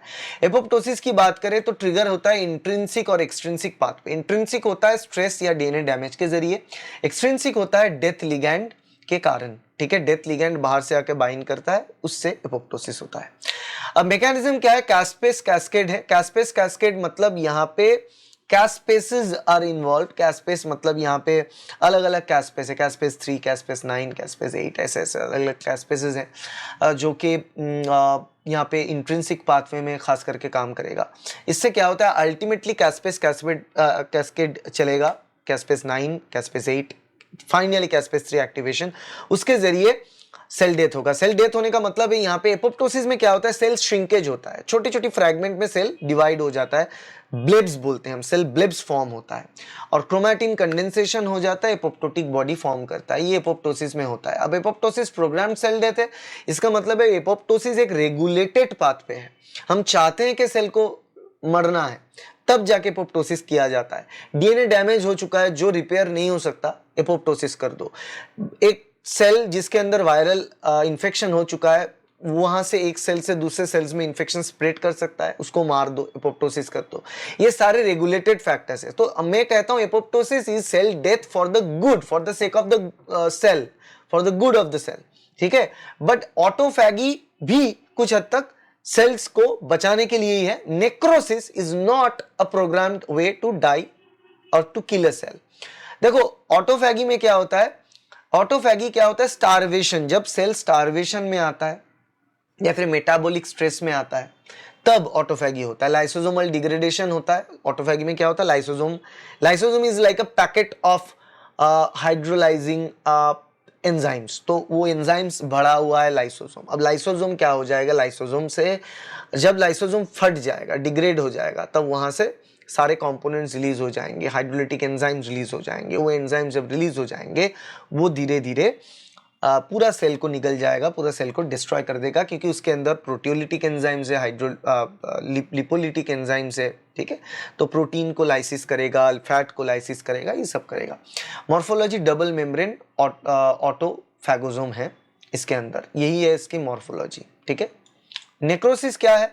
अब नेक्रोसिस की बात करो, देखो एपोप्टोसिस में, ऑटोफैगी में मैंने बताया आपको ट्रिगर है स्टारवेशन, सेल्स को खाना नहीं मिल रहा है, ग्रोथ फैक्टर्स नहीं मिल रहा है, तो क्या क्यों ग्रो करेगा? वो खुद को मार देगा। क्यों मारेगा? क्योंकि मान लो कि अगर यहाँ पे फॉर एग्जाम्पल 100 सेल्स हैं, उसमें अगर 100 सेल्स खाना ही नहीं मिल रहा है तो 100 सेल्स जीने का कोई मतलब नहीं, तो 90 सेल्स को मार देते, 10 सेल्स ठीक ठाक खाना, जो खाना मिल रहा है वो 10 सेल्स के लिए काफी है, तो 10 सेल्स तो ग्रो करें, फिर बाद में जब स्टारवेशन पीरियड ओवर हो जाएगा फिर वो 10 सेल डिवाइड होकर 100 के 1000 सेल बना लेगा। तो ये एक प्रोसेस है, मेटाबॉलिक स्ट्रेस में या स्टारवेशन में ऑटोफैगी इस तरीके से चलता है। मगर नेक्रोसिस में क्या होगा? ये ट्रिगर करेगा सेवियर इंजुरी या फिर टॉक्सिक इफेक्ट्स। अब टॉक्सिन्स शरीर में आएगा, टॉक्सिन्स देख लो यहाँ पे, एक्सोटॉक्सिन्स है, एंडोटॉक्सिन्स के इफेक्ट है, या फिर कुछ ऐसा इंजुरी आया है, सेवियर इंजुरी, जो टिश्यू में इंजुरी हो रहा है, और टिश्यू इंजुरी की वजह से अनकंट्रोल्ड सेल लाइसिस होता है, uncontrolled cell lysis, cell break हो जाता है, और जब अनकंट्रोल्ड सेल लाइसिस होता है फिर इन्फ्लेमेशन होता है, सूजन हो जाता है जगह में। अब मॉर्फोलॉजी में क्या हो जाएगा? सेल में स्वेलिंग, सूजन, प्लाज्मा मेम्ब्रेन रप्चर हो जाएगा, सेल का मेम्ब्रेन रप्चर होके सेल मर जाएगा। तो एपोप्टोसिस में बेसिकली यहाँ पे एपोप्टोटिक बॉडीज फॉर्म होता है, सेल श्रिंकेज, ब्लेबिंग होता है। ऑटोफैगी में क्या होता है? टोटल सेल डेथ होता है, टोटल ब्रेकडाउन होता है। और नेक्रोसिस में क्या होता है? नेक्रोसिस में स्वेलिंग होता है, सूजन होता है, और प्लाज्मा मेम्ब्रेन रप्चरेशन होता है। ये ही चीज होता है, ये सारी चीज। Okay, so that is the cell death. अब होस्ट पैथोजन इंटरैक्शंस की बात करें थोड़ा सा।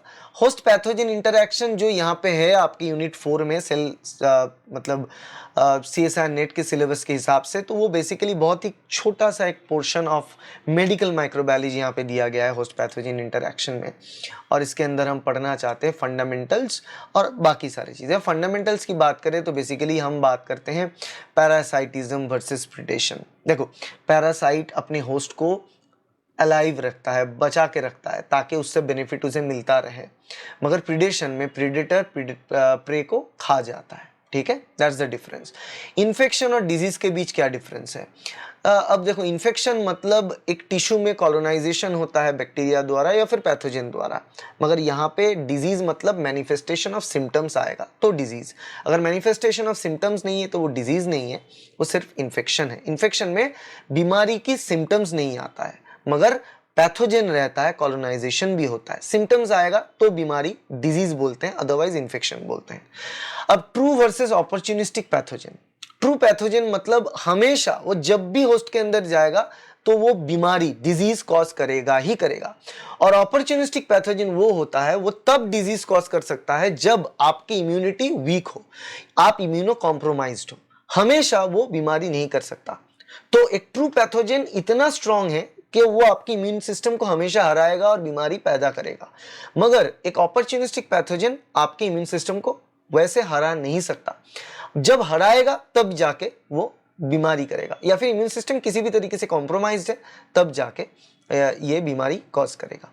Virulence factors and इन्वेशन। देखो, एडहेशन, इन्वेशंस एंड डिजेनरेटिव एंजाइम्स, यहाँ पे 3 अलग अलग चीजें हैं, इसके बारे में हम यहाँ पे बात करेंगे।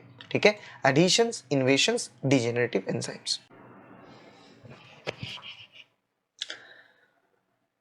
तो फंडामेंटल प्रोसेस की यहाँ पे बात हो चुका है। उसके बाद जो इंपॉर्टेंट फैक्टर है, जो जिसके बारे में आपको जानना है, वो है विरुलेंस फैक्टर्स एंड इन्वेशंस। ठीक है, विरुलेंस फैक्टर्स क्या क्या है, इन्वेशन प्रोसेस क्या है, इसके बारे में आपको जानना है। अब यहाँ पे एडेसिन्स विरुलेंस फैक्टर्स की तरह काम करता है, इन्वेसिन्स काम करता है, और कुछ डिजेनरेटिव एंजाइम्स काम करता है। एडेसिन्स जैसे कि कैप्सूल्स, एम प्रोटीन, पीली, फिम्बरी, ये सारी चीजें हैं, ये एडेसिन्स होते हैं। एडेसिन्स का काम क्या होता है? बेसिकली एक माइक्रो ऑर्गेनिज्म को, पैथोजन को होस्ट सरफेस के साथ अटैचमेंट करवाना। ठीक है, होस्ट सरफेस के साथ अटैचमेंट करवाना उसका काम होता है। ठीक है, अब एडेसिन्स मतलब कैप्सूल्स जो है वो भी अटैच होता है, एम प्रोटीन अटैच होता है, पीली, फिम्बी सब अटैच होता है, तो अटैचमेंट की तरह काम करता है एडेसिन फॉर कॉलोनाइजेशन। क्योंकि एक होस्ट पैथोजन इंटरेक्शन का फर्स्ट स्टेप यही होता है कि इंटरैक्ट करे। ठीक है, तो होस्ट के साथ पैथोजन इंटरैक्ट करे और इंटरैक्शन होता है एडेसिन्स के जरिए। फिर आता है इन्वेजिन्स, सरफेस प्रोटीन मीडिएट करता है एंट्री। इन्वेजिन्स क्या करता है? एंट्री को मीडिएट करता है, ठीक है। और थर्ड होता है डिजेनरेटिव एंजाइम्स। अब एंजाइम्स का काम होता है जैसे कि कोलाजिनेज, हाइलुरोनिडेज, ये जो टिश्यू सीमेंटिंग मटेरियल होता है, बेसमेंट लेयर की मटेरियल होता है, कोलाजेन उसका मटेरियल है, हाइलुरोनिक एसिड उसका मटेरियल है, ये सारी चीजों को ये डिग्रेड करता है। कोलाजिनेज, हाइलुरोनिडेज उस सब चीज को डिग्रेड करेगा। फिर आता है की इम्यूनोलॉजिकल पॉइंट, ऑप्सोनाइजेशन। ये बहुत ही इंपॉर्टेंट पॉइंट है। अब देखो जब पैथोजन आता है, मान लो एक बैक्टीरिया आया है एज ए पैथोजन, अब पैथोजन को नॉर्मल फैगोसिटिक सेल्स जैसे कि मैक्रोफाज एनगल्फ कर सकता है, नॉर्मल एनगल्फमेंट पॉसिबल है। मगर अब जब एनगल्फमेंट के बारे में हम बात कर रहे हैं, यहाँ पे एनगल्फमेंट पॉसिबल भी है, मगर यहाँ पे पैथोजन जब एंटीबॉडी द्वारा कोटेड होता है तो एनगल्फमेंट बढ़ जाता है, राइट। तो नॉर्मल फैगोसाइटोसिस का जो रेट है उससे फैगोसाइटोटिक रेट बढ़ जाता है जब पैथोजन कोट होता है with the help of antibody coated होने से वो एनगल्फमेंट की रेट बढ़ जाता है, फैगोसाइटोसिस की रेट बढ़ जाता है, ठीक है। तो मैक्रोफेजिक जो अपटेक है वो बढ़ जाता है, लाइसोसोमल किलिंग भी यहाँ पे बढ़ जाता है, ठीक है। Third is toxins as damaging virulence factors. अब टॉक्सिन्स है यहाँ पे, अलग अलग टॉक्सिन्स, वो डैमेजिंग फैक्टर्स की तरह काम करता है, ठीक है। टॉक्सिन्स देखो, जो एंडोटॉक्सिन्स है, एलपीएस लिपोपॉलीसैकेराइड, वो भी खतरनाक है, उससे डिसेमिनेटेड इंट्रावेस्कुलर कोआगुलेशन होता है, डीआईसी। और एक्सोटॉक्सिन्स है जो बाइपर्टाइट टॉक्सिन्स होता है, वो एंटेरिक होता है, पेट में कहीं पे एक्ट करता है, वो सेल्स में भी एक्ट कर सकता है, साइटोटॉक्सिन्स, ठीक है। तो अलग अलग, या न्यूरोटॉक्सिन्स हो सकता है, न्यूरोटॉक्सिन जैसे डिप्थीरिया टॉक्सिन, उसके बारे में भी यहाँ पे हम बात करेंगे। तो टॉक्सिन्स भी डैमेज कर सकता है, मगर टॉक्सिन्स के अलावा भी मैंने आपको कहा यहाँ पे ऑप्सोनाइजेशन इंपॉर्टेंट है, जो एंटीबॉडी कोटेड हो जाता है जब पैथोजन, तब फैगोसिटिक सेल्स बहुत आराम से उसको खा लेता है, right. So toxins as a damaging virulence factors, इसके बारे में बात हो चुका है। अब एंडोटॉक्सिन्स के बारे में बात करें, एंडोटॉक्सिन्स लिपोपॉलीसैकेराइड या लिपोओलिगोसैकेराइड, ठीक है, जो ग्राम नेगेटिव बैक्टीरिया के सबसे आउटर मोस्ट लेयर होता है सेल मेम्ब्रेन की, उसी को लिपोपॉलीसैकेराइड कहा जाता है। अब ग्राम पॉजिटिव कोक्काई में लिपोओलिगोसैकेराइड होता है। स्ट्रक्चर की बात करें तो यहाँ पे देखो 3 अलग अलग डोमेन होता है, लिपिड ए, कोर पॉलीसैकेराइड और ओ एंटीजन। लिपिड ए में कंजर्व टॉक्सिक मोइटी पाया जाता है, कोर पॉलीसैकेराइड में इनर एंड आउटर कोर होता है, इनर कोर जो सेल के तरफ, आउटर कोर बाहर, और ओ एंटीजन पॉलीसैकेराइड जो हाईली वेरिएबल होता है। तो ये 3 अलग अलग कंपोनेंट्स है, lipid A, core polysaccharide and O antigen. तीनों चीजों से बना हुआ होता है लिपोपॉलीसैकेराइड और एलपीएस लेयर। एलपीएस लेयर के तरह ही एक लेयर है एलओएस, मगर एलओएस कहाँ पे मिलता है? एलओएस मिलता है in cases of gram positive, gram negative cocci. Gram negative cocci बहुत रेयर है, मगर ग्राम नेगेटिव कोक्काई में वो मिलता है। ग्राम नेगेटिव कोक्काई जैसे कि निजेरिया मेनिंजाइटिस, ठीक है, उसमें गोनोकोक्काई। लिपिड ए, यहाँ पे ये जो तीनों अलग अलग कंपोनेंट्स मैंने बताया, lipid A, core polysaccharide, O antigen, इन तीनों में से सबसे ज्यादा टॉक्सिक इफेक्ट डालने वाला जो एलिमेंट है वो लिपिड ए है। लिपिड ए की वजह से टॉक्सिक एलिमेंट यहाँ पे बनता है। अब exotoxin, endotoxin mediated host response. Endotoxins कौन कौन से रिस्पॉन्स करते हैं यहाँ पर? Initial recognition, LPS bind to LPS BP, lipopolysaccharide binding protein के साथ वो बाइंड करता है, और वो CD14 TLR4 को एक्टिवेट करता है। तो लिपोपॉलीसैकेराइड बाइंडिंग प्रोटीन के साथ बाइंड करेगा, CD14 TLR4 toll like receptor 4 को वो एक्टिव करेगा। जब TLR4 CD14 एक्टिव होता है तब वो फर्दर NF काप्पा बी को एक्टिवेट करता है। जब NF काप्पा बी एक्टिव हो जाता है तो further NF kappa B mediated signalling चलता रहता है। NF kappa B mediated signalling क्या है उसके लिए अलग वीडियोस चैनल पे है, आप देख सकते हो। अब साइटोकाइन स्टॉर्म बोल के एक सिचुएशन है, वो भी एंडोटॉक्सिन कॉज करता है। जब एंडोटॉक्सिन ब्लड स्ट्रीम में आ जाता है, और कब आता है? जब ग्राम नेगेटिव बैक्टीरिया मर जाता है, at the end of the death of the gram negative bacteria, तभी जाके उसकी सेल मेम्ब्रेन की आउटर मोस्ट लेयर बाहर आ जाता है ब्लड स्ट्रीम में। तो वो बहुत ज्यादा मात्रा में साइटोकाइन रिलीज करता है। इम्यून सिस्टम सेल्स को पता नहीं चलता ये क्या चल रहा है, तो वो बहुत ज्यादा साइटोकाइंस रिलीज करता है, खास करके interleukin 1, interleukin 6, tumour necrosis factor alpha बहुत ज्यादा कंसंट्रेशन में रिलीज करता है।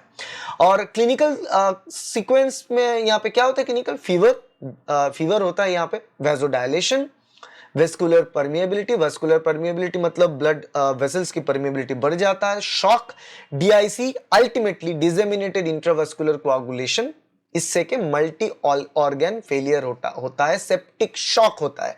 सेप्टिक शॉक ये चीज लिपोपॉलीसैकेराइड जो एंडोटॉक्सिन है इसके रिलीज होने के वजह से होता है। सेप्टिक शॉक सिंड्रोम दो अलग चीज है, टॉक्सिक शॉक सिंड्रोम अलग होता है, सेप्टिक शॉक अलग होता है। सेप्टिक शॉक तब होगा जब मल्टी ऑर्गन फेलियर ट्रिगर होता है due to disseminated intravascular coagulation DIC, और वो एलपीएस ट्रिगर करेगा, एंडोटॉक्सिन ट्रिगर करेगा। फिर आते हैं एक्सोटॉक्सिन्स। अब एक्सोटॉक्सिन्स का नेचर देखो, ये सिक्रेटरी जनरली प्रोटीन होता है इस पर नेचर। ग्राम पॉजिटिव ग्राम नेगेटिव दोनों प्रकार के बैक्टीरिया इसको रिलीज कर सकता है। बाइपर्टाइट होता है, ए बी 2 यूनिट से बना हुआ होता है, एक यूनिट रिसेप्टर के साथ बाइंड होता है जो बाइंडिंग यूनिट होता है, और एक यूनिट एक्टिवेटर यूनिट होता है जो सेल्स के अंदर काम करता है। अब ये भी साइटोलाइसिन्स होते हैं, मतलब सेल्स को डिग्रेड करना, एंजाइम्स रिलीज करना, सुपर एंटीजन मेडिएटेड ट्रिगर, ये सब होता है। अब ये जो एक्सोटॉक्सिन्स है, एक्सोटॉक्सिन्स का नेचर प्रोटीन के टाइप है, ये बाइपर्टाइट है, एक रेगुलेटरी यूनिट है, एक एक्टिवेटर यूनिट है। अब क्लासिफिकेशन बाय टारगेट अगर देखें कहां कहां पे ये एक्ट कर रहा है उस हिसाब से टारगेट होता है, न्यूरोटॉक्सिन, इंटरोटॉक्सिन, साइटोटॉक्सिन। जब ये नर्व एंडिंग पे काम करेगा, न्यूरोमस्कुलर जंक्शन पे काम करेगा तो इसको न्यूरोटॉक्सिन कहेंगे, जैसे कि बोटुलिनम टॉक्सिन, टिटेनस टॉक्सिन। इंटरोटॉक्सिन कब कहेंगे, जब ये आपके epithelial cells, gastrointestinal epithelial cells में काम करेगा, जैसे कि कॉलेरा टॉक्सिन, साल्मोनेला टॉक्सिन। साइटोटॉक्सिन्स कौन होता है, डिप्थीरिया टॉक्सिन है, जो इंडिविजुअल सेल्स पे काम करेगा, जो प्रोटीन सिंथेसिस को रोक के रखेगा, बंद कर देगा प्रोटीन सिंथेसिस को, जिससे कि सेल मर जाता है, राइट।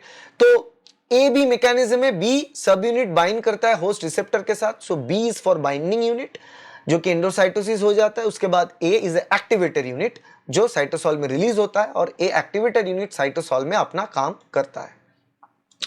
एंडोटॉक्सिन वर्सेस एक्सोटॉक्सिन्स, अब इसका कंपैरिजन भी हम देख ले थोड़ा। देखो सोर्स क्या है, LPS, lipopolysaccharide of gram negative bacteria, ये होता है एंडोटॉक्सिन्स के लिए। एक्सोटॉक्सिन सिक्रेटरी होता है, gram positive as well as gram negative bacteria दोनों ही एक्सोटॉक्सिन को सिक्रीट कर सकता है। स्ट्रक्चर देखें तो एंडोटॉक्सिन में लिपिड पॉलीसैकेराइड दोनों मिलता है, और एक्सोटॉक्सिन में सिर्फ प्रोटीन मिलता है। हीट स्टेबिलिटी की बात करें तो एंडोटॉक्सिन हीट स्टेबल होता है, मगर एक्सोटॉक्सिन हीट स्टेबल नहीं होता है। पोटेंसी की बात करें, एंडोटॉक्सिन लो पोटेंसी है, एक्सोटॉक्सिन का पोटेंसी हाई होता है। इम्यूनोजेनिसिटी की बात करें, एक्सोटॉक्सिन का इम्यूनोजेनिसिटी स्ट्रांग है, हाईली इम्यूनोजेनिक है, एंडोटॉक्सिन लो इम्यूनोजेनिक है। इफेक्ट देखो, एंडोटॉक्सिन फीवर, बुखार होता है, शॉक होता है बॉडी में, शॉक, और disseminated intravascular coagulation, blood clot हो जाएगा शरीर के अलग अलग हिस्से में, अलग अलग टिश्यूज में, multi organ failure and death. यहीं पे एक्सोटॉक्सिन्स का इफेक्ट अलग अलग है। अगर न्यूरल जंक्शन पे होता है तो ये फ्लैसिड पैरालिसिस कॉज कर सकता है, या फिर स्पैस्टिक पैरालिसिस कॉज कर सकता है। जैसे कि टिटेनस टॉक्सिन है तो वो स्पैस्टिक पैरालिसिस कॉज करेगा, बोटुलिनम टॉक्सिन है तो फ्लैसिड पैरालिसिस कॉज करेगा, और अगर ये इकोलाई सर्मोनेला के कॉलेरा की टॉक्सिन है तो डायरिया कॉज करेगा। तो इफेक्ट अलग अलग है एक्सोटॉक्सिन्स की, मगर एंडोटॉक्सिन्स के इफेक्ट सिमिलर है, ultimately disseminated intravascular coagulation, multi organ failure, death. की एक्सोटॉक्सिन मैकेनिज्म्स क्या है, कॉलेरा टॉक्सिन्स का मैकेनिज्म क्या होता है, डायरिया। टारगेट क्या है, intestinal epithelial CFTR receptor, cystic fibrosis transmembrane receptor. अब यहां पे बेसिकली साइक्लिक एएमपी की कंसंट्रेशन बढ़ा देता है, protein kinase A mediated CFTR phosphorylation होता है।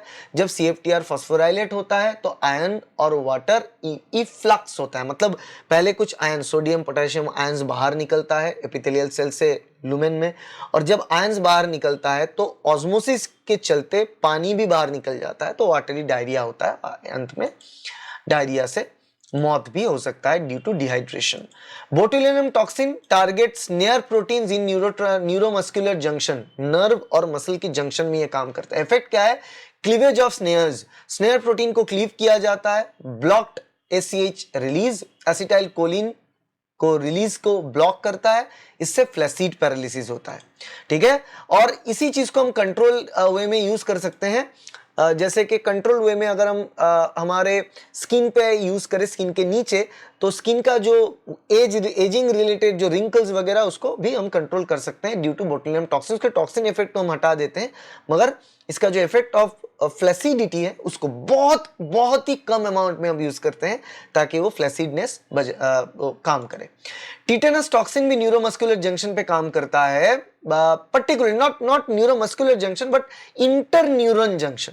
इंटर न्यूरॉन मतलब दो न्यूरॉन के बीच की जो जंक्शन है वहां पे टिटेनस टॉक्सिन काम करता है। बोटुलिनम टॉक्सिन काम करता है नर्व और मसल के जंक्शन में, न्यूरोमस्कुलर जंक्शन पे। टिटेनस टॉक्सिन काम करता है इंटर न्यूरॉन जंक्शन पे, यहां पे ये ब्लॉक करता है गाबा ग्लाइसिन को। गाबा ग्लाइसिन इनहिबिटरी न्यूरोट्रांसमीटर्स होते हैं और उसका काम यही होता है कि मसल कंट्रैक्शन को ब्लॉक करना, मतलब मसल को रिलैक्स करना। अब गाबा ग्लाइसिन को जब ये ब्लॉक कर देगा तो मसल कंट्रैक्शन रिलैक्स नहीं होगा, मसल कंट्रैक्टेड स्टेट में ही रह जाएगा, तो स्पैज्म हो जाएगा मसल में, मसल स्टीफनेस हो जाएगा, जिसको हम मसल स्पैस्टिक पैरालिसिस बोलते हैं। और अंत में डिप्थेरिया टॉक्सिन, ये इसका टारगेट है EF2। ठीक है, सेल्स के अंदर EF2, इलोंगेशन फैक्टर 2, जो ट्रांसलेशन फैक्टर्स है, इलोंगेशन फैक्टर, उस इलोंगेशन फैक्टर 2 उसमें एडीपी राइबोजाइलेशन होता है। इफेक्ट क्या है? ये इनहिबिट करता है प्रोटीन सिंथेसिस को। अब प्रोटीन सिंथेसिस इनहिबिट होगा क्योंकि इलोंगेशन फैक्टर 2 को इनहिबिट किया गया, जिससे कि सेल डेथ होगा, और इसको हम साइटोटॉक्सिक बोलते हैं क्योंकि साइटोटॉक्सिक सेल डेथ कॉज करता है, साइटोटॉक्सिक है, दैट्स ठीक है। तो ये हो गया होस्ट पैथोजन इंटरैक्शंस का टोटल लिस्ट आपके सामने। होस्ट पैथोजन इंटरैक्शन बहुत इंपॉर्टेंट है इस चैप्टर में। हम कहते हैं सेल सिग्नलिंग, उसी के अंदर सेल डेथ भी आ जाता है। कैंसर बायोलॉजी अलग है, होस्ट पैथोजन इंटरैक्शन अलग है, और लास्ट है इम्यूनोलॉजी जो कि अलग है। अब इम्यूनोलॉजी कंप्लीटली डिफरेंट एक टॉपिक है, एक पूरा अलग टॉपिक है, एक ऐसा टॉपिक है जिसको खुद प्रिपेयर करने में आपको महीनों भर महीने लग जाएंगे। फिर भी हम यहाँ पे सिर्फ वो एक यूनिट का एक पार्ट है, इसीलिए unit 4 is not that economic. मैं हमेशा कहता हूँ इतना इकोनॉमिक नहीं है। इम्यूनोलॉजी तभी प्रिपेयर करो अगर आप माइक्रोबायोलॉजी स्ट्रीम से बिलोंग करते हो, अगर इम्यूनोलॉजी के बारे में कुछ अता पता है तब प्रिपेयर करो, अदरवाइज नहीं करना है। अदरवाइज आप इम्यूनोलॉजी प्रिपेयर करते रह जाओगे और गारंटी भी नहीं होगा कि जो क्वेश्चन आएगा वो आप कर पाओगे या भी नहीं। ठीक है, तो इम्यूनोलॉजी का भी कुछ चीजें, कुछ रिवीजन मैं आपको कर दूंगा, एक rapid revision of immunology in a moment. तो अभी हम इम्यूनोलॉजी के ऊपर एक रैपिड रिवीजन करेंगे। किस चीज के बारे में बात करें, किस चीज के बारे में नहीं करें, ये एक बहुत कॉम्प्लिकेटेड बात है इम्यूनोलॉजी को लेकर, क्योंकि बहुत सारे चीज होते हैं इम्यूनोलॉजी में। पहले तो इनेट एडेप्टिव क्रॉसटॉक लूप के बारे में आपको बताते हैं। सबसे इंपॉर्टेंट चीज यही होता है कि इनेट इम्यून सिस्टम के साथ एडेप्टिव इम्यून सिस्टम का क्रॉसटॉक, ये जब आप समझ जाओगे तो आपको आसानी होगी ये समझने में कि बेसिकली आपकी बॉडी कैसे काम करता है, इम्यून सिस्टम ओवरऑल कैसे काम करता है। इनेट सिस्टम अपने आप बॉडी के अंदर है, कुछ डिफेंस मैकेनिज्म्स हैं, जैसे कि आपकी बॉडी के सबसे बड़ा ऑर्गन वो है आपका स्किन, वो प्रोटेक्ट कर रहा है आपको, म्यूकस लेयर्स है वो प्रोटेक्ट कर रहा है आपको। मगर बियॉन्ड ऑल दिस, ठीक है, नेचुरल किलर सेल्स हैं जो कि हमेशा पेट्रोलिंग कर रहा है ब्लड, खून के अंदर अलग अलग जगह पे। मैक्रोफाजेस भी वहां पे आ रहा है, वो क्या कर रहा है, वो इनगाल्व करेगा पैथोजन अगर है तो इसको इनगाल्व करेगा, उसको डिस्ट्रॉय करेगा। ठीक है, तो मैक्रोफाज और CD4 टी हेल्पर सेल्स इसमें प्लेयर्स हैं। साइटोटॉक्सिन साइटोकाइन एक्सचेंज जो होता है यहाँ पे मैक्रोफाज के साथ CD4 हेल्पर सेल का एक क्रॉसटॉक होता है।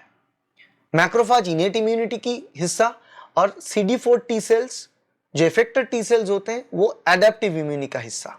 अब दोनों के बीच का जो फोन कॉल, जो क्रॉसटॉक, मैक्रोफाज इंटरल्यूकिन 12 रिलीज करता है, okay, TNF alpha, T helper cell interferon gamma release करता है। तो इंटरल्यूकिन 12 और टीएनएफ अल्फा मैक्रोफाज से जाएगा टी हेल्पर सेल की तरफ, और टी हेल्पर सेल उसको रिसीव करने के बाद इंटरफेरॉन गामा रिलीज करेगा। ये जो रेसिप्रोसिटी है, ये रेसिप्रोसिटी जब कंप्लीट होता है तब जाके क्रॉसटॉक बनता है। फीडबैक क्या है? इंटरफेरॉन गामा एक्टिवेट करता है मैक्रोफाज को, मैक्रोफाज और ज्यादा interleukin 12 tumour necrosis factor alpha इसको बढ़ा देता है, और उससे क्या होता है? टी हेल्पर सेल की पॉपुलेशन बढ़ जाता है, टी हेल्पर सेल की पॉपुलेशन बढ़ जाता है, और टी हेल्पर सेल की पॉपुलेशन जब बढ़ जाएगा ग्रैनुलोमा फॉर्म हो जाएगा, ग्रैनुलोमा फॉर्मेशन होता है। तो ये है फीडबैक। तो एक फीडबैक लूप की तरह ये काम करता है, right? Cytokine exchange between macrophage and T helper cell, macrophage T helper cell के बीच, macrophage interleukin 12 tumour necrosis factor alpha, right? T helper cell release करेगा इंटरफेरॉन गामा, फिर मैक्रोफाज और मैक्रोफाज एक्टिवेट होगा, मैक्रोफाज की कंसंट्रेशन बढ़ जाएगा, फिर और इंटरल्यूकिन 12 बढ़ जाएगा, फिर वो और भी जो टी हेल्पर सेल है उसकी मात्रा बढ़ा देगा, ठीक है, और एक ग्रैनुलोमा फॉर्म करेगा। तो ये है इनेट एडेप्टिव क्रॉसटॉक, ये जानना बहुत जरूरी है। एंटीजन प्रेजेंटेशन एंड को स्टिमुलेशन का एक बात होता है। देखो मैक्रोफाज टी हेल्पर सेल को ट्रिगर करेगा, कैसे होगा? बेसिकली एंटीजन जब पैथोजन शरीर के अंदर घुसता है तो मैक्रोफाज फैगोसिटिक सेल्स हैं, तो वो क्या करता है? उसको खाएगा। कुछ सेल्स होता है वो पैथोजन को मारने के लिए होता है, या फिर पैथोजन इन्फेस्टेड सेल को मारने के लिए होते हैं, जैसे natural killer cell, cytotoxic T cell.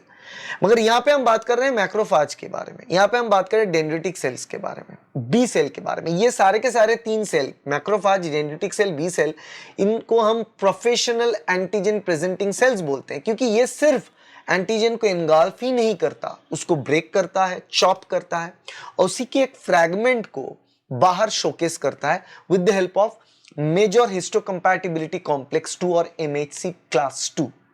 अब एमएचसी क्लास 2 को जरिए वो उसको बाहर शोकेस करेगा, और जब बाहर शोकेस करेगा फिर को-स्टिमुलेटिंग मॉलिक्यूल भी है B7 एंड C28, ये को-स्टिमुलेटिंग मॉलिक्यूल वहां पे होता है। कैसे होता है एग्जैक्ट प्रोसेस समझने के लिए डिटेल वीडियो इस चैनल पे 3-4 बार अलग अलग वीडियोस अपलोड किया हुआ है, देख लेना। तो जब भी इंटरैक्शन होगा बिटवीन मैक्रोफाज जो कि एमएचसी क्लास 2 के जरिए शो कर रहा है ये फ्रैगमेंट को, और टी सेल रिसेप्टर इंटरैक्ट कर रहा है। अब टी हेल्पर सेल्स जब एक्टिव हो जाएगा वो इंटरल्यूकिन 4, इंटरल्यूकिन 5 रिलीज करेगा, जिससे कि बी सेल्स, अब देखो ये भी है, बी सेल्स भी एक प्रकार के प्रोफेशनल एंटीजन प्रेजेंटिंग सेल है, वो भी एमएचसी क्लास 2 के जरिए एंटीजेनिक फ्रैगमेंट को बाहर शोकेस करेगा, और वो भी टी सेल रिसेप्टर के साथ बाइंड करेगा। यहां पे को-स्टिमुलेटरी मॉलिक्यूल है CD40 एंड CD40 लिगैंड, और को-स्टिमुलेटरी मॉलिक्यूल मैक्रोफाज के साथ टीसीआर का जो को-स्टिमुलेटरी मॉलिक्यूल है वो है B7 CD28। ये सब चीजें याद रखना पड़ेगा, थोड़े थोड़े करके याद रखना पड़ेगा। अब एक और कॉन्सेप्ट है हैप्टेन वर्सेस एंटीजन वर्सेस इम्यूनोजेन, बहुत इंपॉर्टेंट कॉन्सेप्ट है, बहुत लोगों को पता नहीं है। Hapten immuno reactive only but not immunogenic. Immunogenic मतलब जो component immune system, immune response generate करता है आपके शरीर में, वो इम्यूनोजेनिक है। कैरियर लार्ज प्रोटीन होता है, कैरियर जो हैप्टेन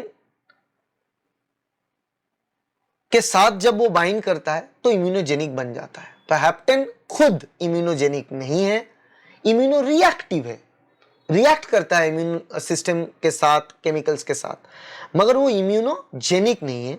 जब उसके साथ कैरियर जुड़ेगा जो एक बड़ा साइज का प्रोटीन है, वो हैप्टेन के साथ जब जुड़ेगा तब वो हैप्टेन कैरियर कंजुगेट बनेगा, वो इम्यूनोजेनिक बनेगा। अब कंप्लीट एंटीजन जिसको हम इम्यूनोजेन भी बोलते हैं, वो इम्यूनोजेनिक भी है, इम्यूनो रिएक्टिव भी है, इम्यूनोजेनिक भी है, इम्यूनो रिएक्टिव भी है, ठीक है। तो ये चीज, हैप्टेन सिर्फ इम्यूनो रिएक्टिव है, इम्यूनोजेनिक नहीं है।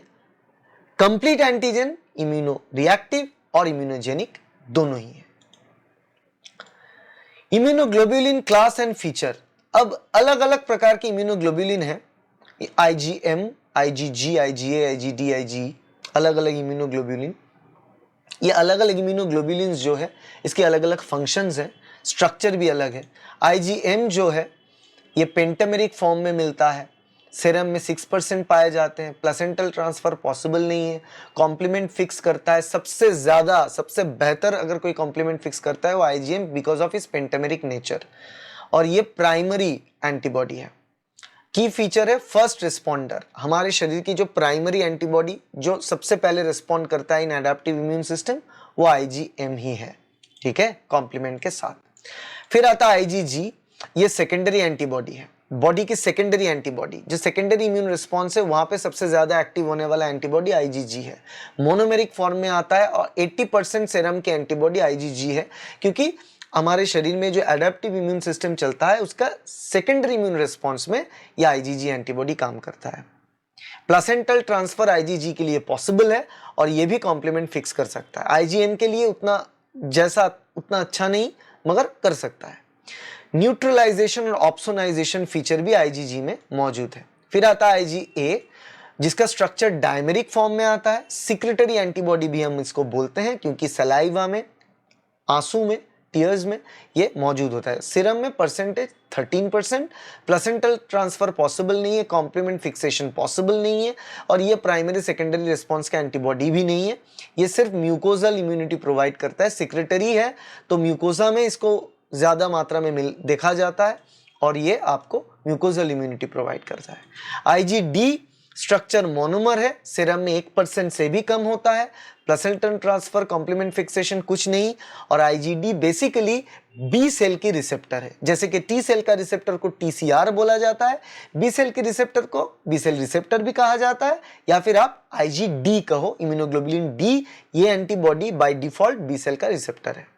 आईजीई क्या है, ये भी मोनोमरिक फॉर्म में आता है, सीरम में 0.1% से भी नीचे होना चाहिए, कुछ कुछ केस में ये ज्यादा हो जाता है, जब ये ज्यादा हो जाता है उससे क्या होता है, एलर्जिक रिएक्शन होता है, टाइप 1 हाइपर सेंसिटिविटी रिएक्शन होता है, प्लेसेंटल ट्रांसफर नहीं है, कॉम्प्लीमेंट फिक्सेशन नहीं है, की फंक्शन क्या होता है, एलर्जी और पैरासिटिक डिफेंस, कुछ वर्म पैरासाइट को डिफेंस करने के लिए आईजी इस्तेमाल होता है, अदरवाइज ये टाइप 1 हाइपर सेंसिटिविटी को ट्रिगर करता है, ठीक है।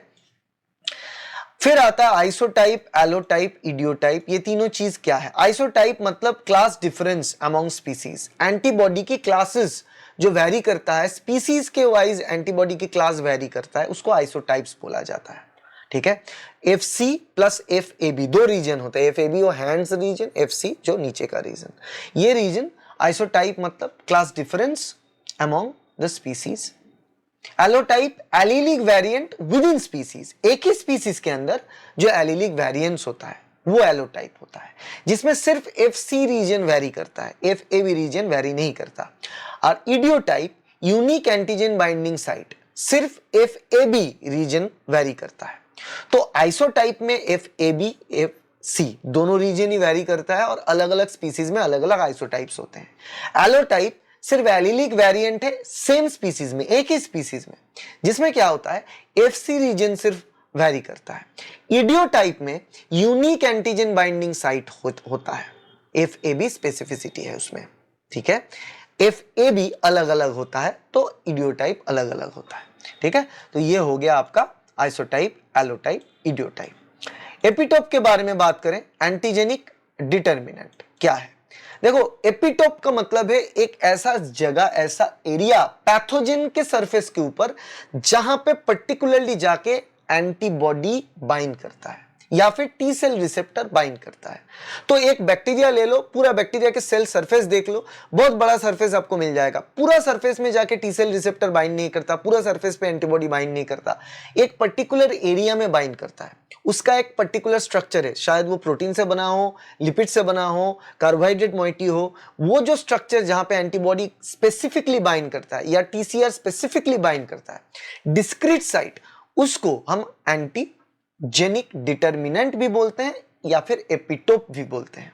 अब एक माइक्रोब के सरफेस के ऊपर मल्टीपल एपिटोप हो सकता है और अलग अलग एपिटोप में अलग अलग एंटीबॉडी बाइंड कर सकता है, ठीक है। अब इनेट इम्यूनिटी की बात करें, इनेट एडेप्टिव टाइमलाइन की बात करें, देखो पहले जब वायरल इंफेक्शन होता है डे 0 टू डे 3, तब साइटोकाइंस की कंसंट्रेशन पीक पे होता है, interleukin 12, interferon alpha interferon, TNF alpha, ये इसका कंसेंट्रेशन बहुत हाई रहता है। फिर डे 1 to 6 में नेचुरल किलर सेल्स क्या करता है, जो भी वायरल इन्फेक्टेड सेल है उसको मारने लगता है, तो अपनी ही बॉडी के सेल्स को मार देता है, क्योंकि उस सेल्स के अंदर वायरसेस हैं, तो उसको मार दो, ठीक है। डे 3 तक वो स्टार्ट, अप्रोक्सीमेटली डे 3 से स्टार्ट हो जाता है, डे 6 तक चलता है। फिर day 3 to day 9 CTL, cytotoxic killer cells जो होता है, cytotoxic T cell, CD8 T cell भी बोलते हैं उसको हम, वो साइटोटॉक्सिक टी सेल्स मारता है। फिर डे 6 से 9 दिन के बाद से एंटीजन स्पेसिफिक एंटीबॉडी, जो कि आईजीएम हो या आईजीजी हो, आईजीएम पहले आता है क्योंकि वो प्राइमरी रिस्पॉन्डर एंटीबॉडी है, सबसे पहले वही एंटीबॉडी मौजूद होता है, वो इंटरैक्ट करता है। जब आईजीएम का काम खत्म है, सेकेंड टाइम के लिए अगर वही बैक्टीरिया आपको फिर से इन्फेक्ट करे, या वही वायरस फिर से इन्फेक्ट करे, तब नेक्स्ट टाइम आईजीजी पीक लेगा, तो आईजीजी सेकेंडरी इम्यून रिस्पॉन्स में ज्यादा पाए जाते हैं आईजीएम से, ठीक है। ये है इनेट टू एडेप्टिव टाइमलाइन।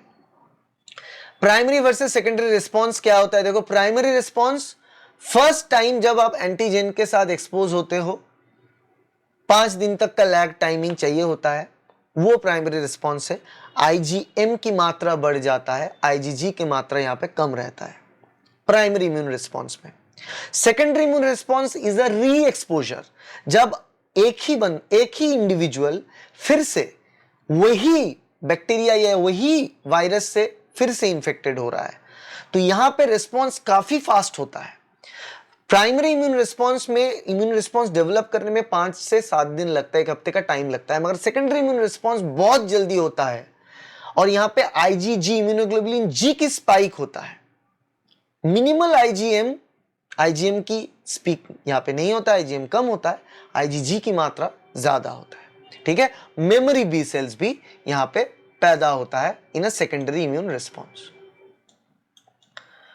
फिर बात कर लेते हैं हाइपर सेंसिटिविटी के टाइप्स के बारे में। Hyper sensitivity 1 to hyper sensitivity 4, 4 प्रकार के ये जो हाइपर सेंसिटिविटी है, ये किस प्रकार के है उसके बारे में थोड़ा यहां पे आपको बता देते हैं। 4 hyper sensitivity, type 1, type 2, type 3 and type 4। Type 1 hyper sensitivity देखो, तो यहां पे टाइप 1 हाइपर सेंसिटिविटी में मैकेनिज्म क्या है, इम्यूनोग्लोबुलिन ई और आईजीई द्वारा ये मेडिएटेड होता है। आईजीई मास्ट सेल के सरफेस के ऊपर जाके बाइंड करता है। अब जब मास्ट सेल के सरफेस के ऊपर वो बाइंड करेगा, तब ऑटोमेटिकली मास्ट सेल के अंदर बहुत सारा केमिकल फैक्टर्स होते हैं, उसके अंदर हिस्टामीन्स, ल्यूकोट्रीन्स, प्रोस्टाग्लैंडिन्स, ये सब केमिकल फैक्टर्स होते हैं। जो केमिकल फैक्टर्स जब रिलीज होता है कोई भी टिश्यू में, तो उस टिश्यू में एनाफाइलैक्सिस करता है, वो एयरवे कंस्ट्रिक्शन, वेजोडाइलेटेशन करता है, वो एलर्जिक रिएक्शन करेगा, रनी नोज वगैरह, छींक आना, लाल हो जाना उस जगह पे, हीट जनरेट होना, ये सब कुछ वहां पे कॉज होता है, ठीक है। तो मेडिएटर है हिस्टामिन, ल्यूकोट्रीन्स, प्रोस्टाग्लैंडिन्स, ठीक है। और एग्जांपल्स है एनाफाइलैक्सिस, एनाफाइलैक्सिस होगा। एस्थमा क्यों होगा, एयरवे कंस्ट्रिक्शन, आपका एयरवे का जो पैसेज है उसको कंस्ट्रिक्ट कर देगा। और हे फीवर में भी ये टाइप 1 हाइपर सेंसिटिविटी देखा जाता है। टाइप 2 हाइपर सेंसिटिविटी क्या है, antibody dependent cytotoxicity, ADCC, antibody dependent cytotoxicity, cellular cytotoxicity, ADCC. तो ये एंटीबॉडी डिपेंडेंट होता है, इसके लिए आईजीएम या आईजीजी चाहिए होता है, उसके साथ कॉम्प्लीमेंट भी चाहिए, क्योंकि कॉम्प्लीमेंट फिक्सेशन होता है। कॉम्प्लीमेंट फिक्सेशन जब होता है, अब अगर रेड ब्लड सेल या फिर आरबीसी के ऊपर कॉम्प्लीमेंट फिक्स होता है, तो हीमोलिटिक ट्रांसफ्यूजन होगा, मतलब आरबीसी को वो चीर देगा, आरबीसी ब्रेक हो जाएगा, फट जाएगा, उससे हीमोलिसिस कहते हैं, आरबीसी की ब्रेकेज। ग्रीव्स डिजीज में ये चीज होता है, type 2 hyper sensitivity, Greaves disease, okay. Type 3 hyper sensitivity immune complex mediated hyper sensitivity कहा जाता है। यह भी होता है ड्यू टू कॉम्प्लीमेंट एक्टिवेशन। अब कॉम्प्लीमेंट जब एक्टिवेट होता है, तब कुछ चीजें रिलीज होता है, जैसे C3A, C5A, ठीक है। ये C3A, C5A जब रिलीज होता है, उसके साथ न्यूट्रोफिल्स भी वहां पे रहता है, न्यूट्रोफिल्स भी रिलीज होते हैं। अब न्यूट्रोफिल्स क्या करता है, ये डेब्रिस को खा जाता है, मगर C3A, C5A ये एनाफाइलैक्टिक है, ये क्या करेगा, ये एक्स्ट्रा टिश्यू डैमेज करेगा, टिश्यू नेक्रोसिस करेगा। टिश्यू नेक्रोसिस और डैमेज जब ये करेगा, तो जैसे कि सिस्टेमिक लूपस, एरिथ्रोमाटोसिस। सो लूपस में ये काम करेगा, रियोमेटॉइड आर्थराइटिस में ये काम करता है, पोस्ट स्ट्रेप्टोकोक्कल जो इन्फेक्शंस है वहां पे ये चीज देखा जाता है। तो ये सारे एग्जांपल्स में टाइप 3 हाइपरसेंसिटिविटी देखा जाता है जो इम्यून कॉम्प्लेक्स मेडिएटेड है। और इम्यून कॉम्प्लेक्स मतलब एंटीजन एंटीबॉडी कॉम्प्लेक्स।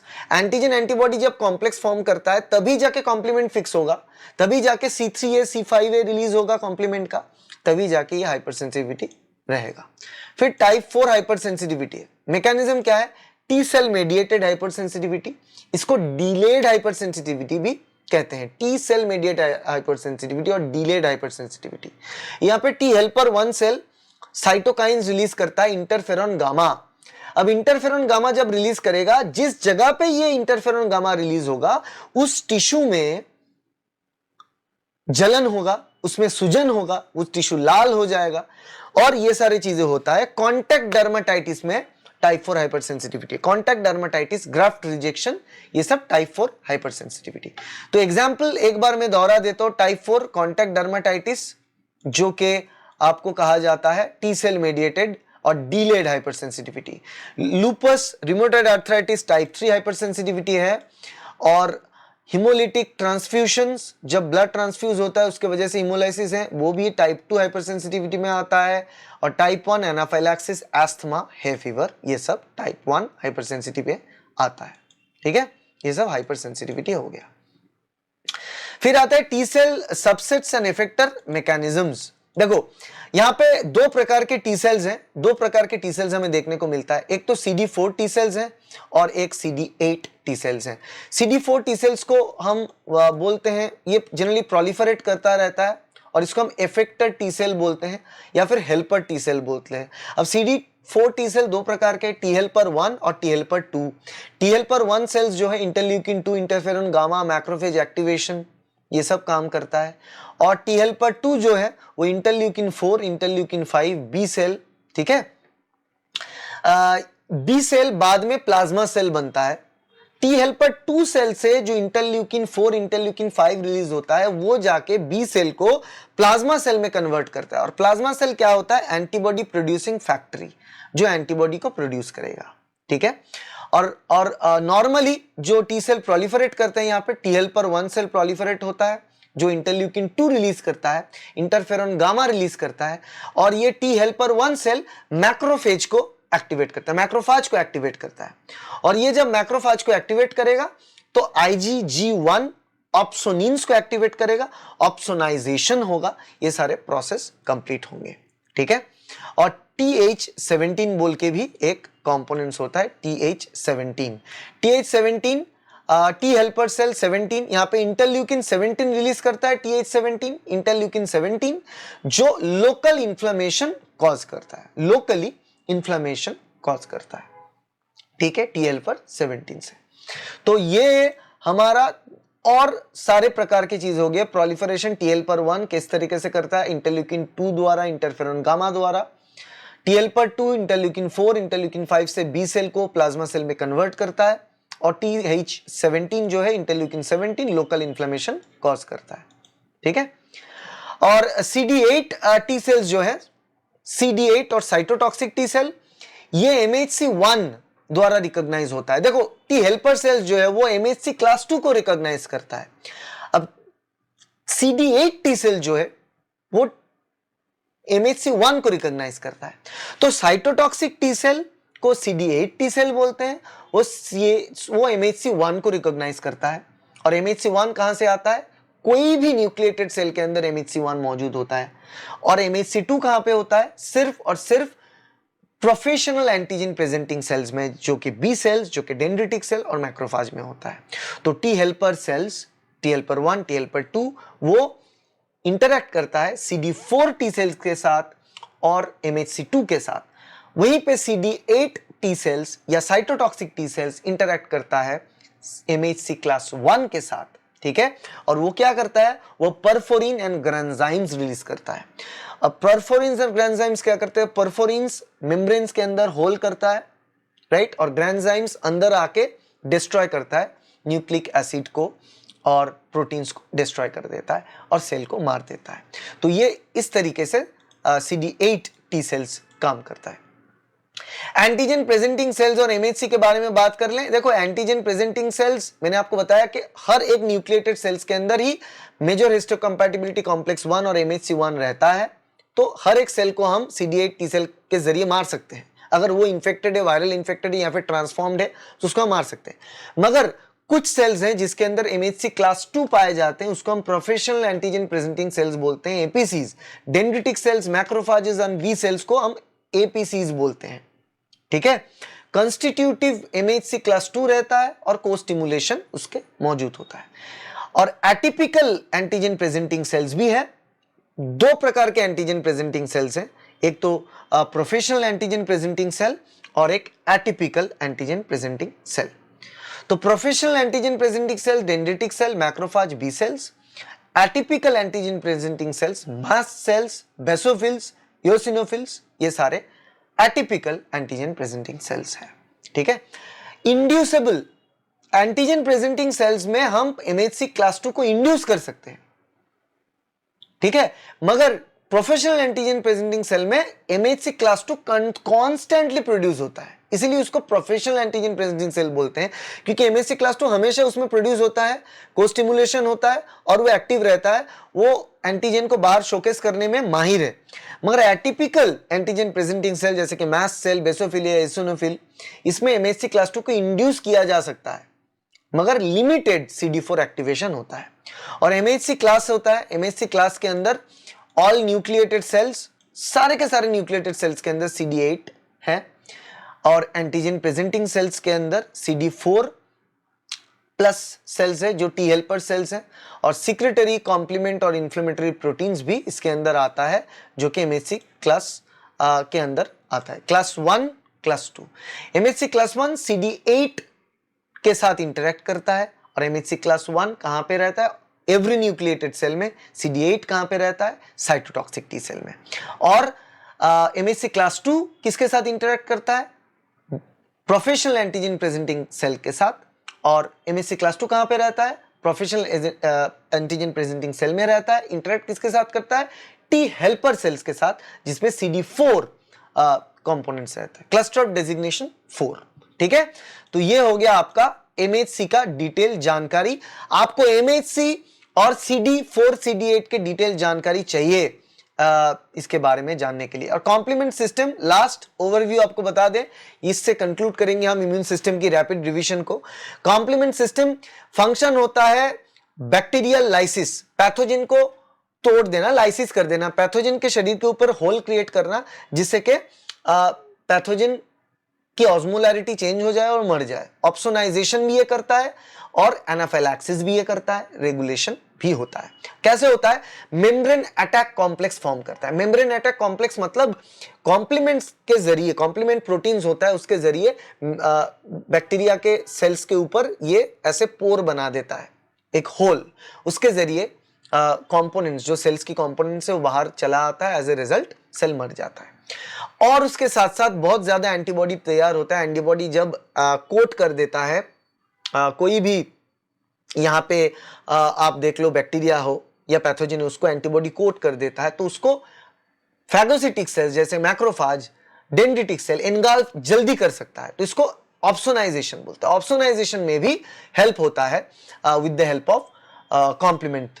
ठीक है, खास और कॉम्प्लीमेंट सिस्टम में जो C3b C5b होता है वो जाके कॉम्प्लीमेंट एक्टिवेशन करता है, मगर उसका एक और कंपोनेंट्स होता है C3a C5a, ये जो रिलीज होता है ए क्यों? एनाफाइलैक्टिक्स, बिकॉज ये एनाफाइलैक्सिस कॉज करता है। तो जब C3a C5a रिलीज होता है, ये एनाफाइलोटॉक्सिन्स होते हैं, ये जब रिलीज होता है ये एनाफाइलैक्सिस करेगा, एयरवे कंस्ट्रिक्शन, वेसोडाइलेटेशन, ये सब चीज। पाथवे के बारे में देखो तो 3 पाथवेज होते हैं। ऑल्टरनेटिव पाथवे, जो सबसे पहले प्राइमरी पाथवे वो ऑल्टरनेटिव पाथवे होता है, फिर दूसरा पाथवे क्लासिकल जो सेकंड पाथवे होता है, और थर्ड लेक्टिन पाथवे। 3 पाथवे हैं। और अल्टीमेटली ये क्या करता है? बेसिकली C5b एक्टिव होता है, C5b से C6 एक्टिवेट होता है, C6, C7, C8, C9, इससे मेम्ब्रेन अटैक कॉम्प्लेक्स बनता है। C6, C7, C8, C9 membrane attack complex जब बन जाता है, इसको मैक बोलते हैं। मेम्ब्रेन अटैक कॉम्प्लेक्स बनने से ही पोर फॉर्म हो जाता है, चीजें निकल जाता है, ऑस्मोटिक इम्बैलेंस होता है, सेल मर जाता है। और जो पाथवेज तीन है, ऑल्टरनेटिव, क्लासिकल और lectin mediated pathway. Alternative pathway यहां पे देखो तो स्पॉन्टेनियस C3b डिपोजिशन होता है, क्लासिकल पाथवे अलग और लेक्टिन पाथवे अलग होता है। लेक्टिन पाथवे मेनोस बाइंडिंग लेक्टिन होना जरूरी होता है पैथोजन के सरफेस में। मगर इन तीनों केसेस में ही ये तीनों पाथवे, ऑल्टरनेटिव देखो, क्लासिकल देखो, लेक्टिन मेडिएटेड देखो, अल्टीमेटली ये C3 कन्वर्टेज को एक्टिवेट करता है। और C3 कन्वर्टेज जब एक्टिवेट होता है वो स्प्लिट होकर C3a C3b बनता है। C3b फिक्सेशन में लगेगा, C3a एनाफाइलैक्सिस करेगा। वैसे ही C5b कॉम्प्लीमेंट फिक्सेशन में लगेगा, C5a एनाफाइलैक्सिस करेगा। ठीक है, तो ये प्रोसेस हमेशा ऐसा ही रहता है। C3 कन्वर्टेज अल्टीमेटली ये बनाता रहता है और मेम्ब्रेन अटैक कॉम्प्लेक्स बनाएगा C6 to C9, membrane attack complex C6, C7, C8, C9 ये बनाएगा। तो ये हमारा टोटल प्रोसेस है कॉम्प्लीमेंट पाथवे का। इसके बारे में आपको डिटेल जानकारी चाहिए, एनिमेटेड लेक्चर्स के जरिए हमने प्रोवाइड किया इस चैनल पे। एनिमेशन है regarding complement fixation pathway for alternative pathway of complement fixation, classical pathway of complement fixation and the lectin mediated pathway of complement fixation आपको मिल जाएगा इस चैनल पे।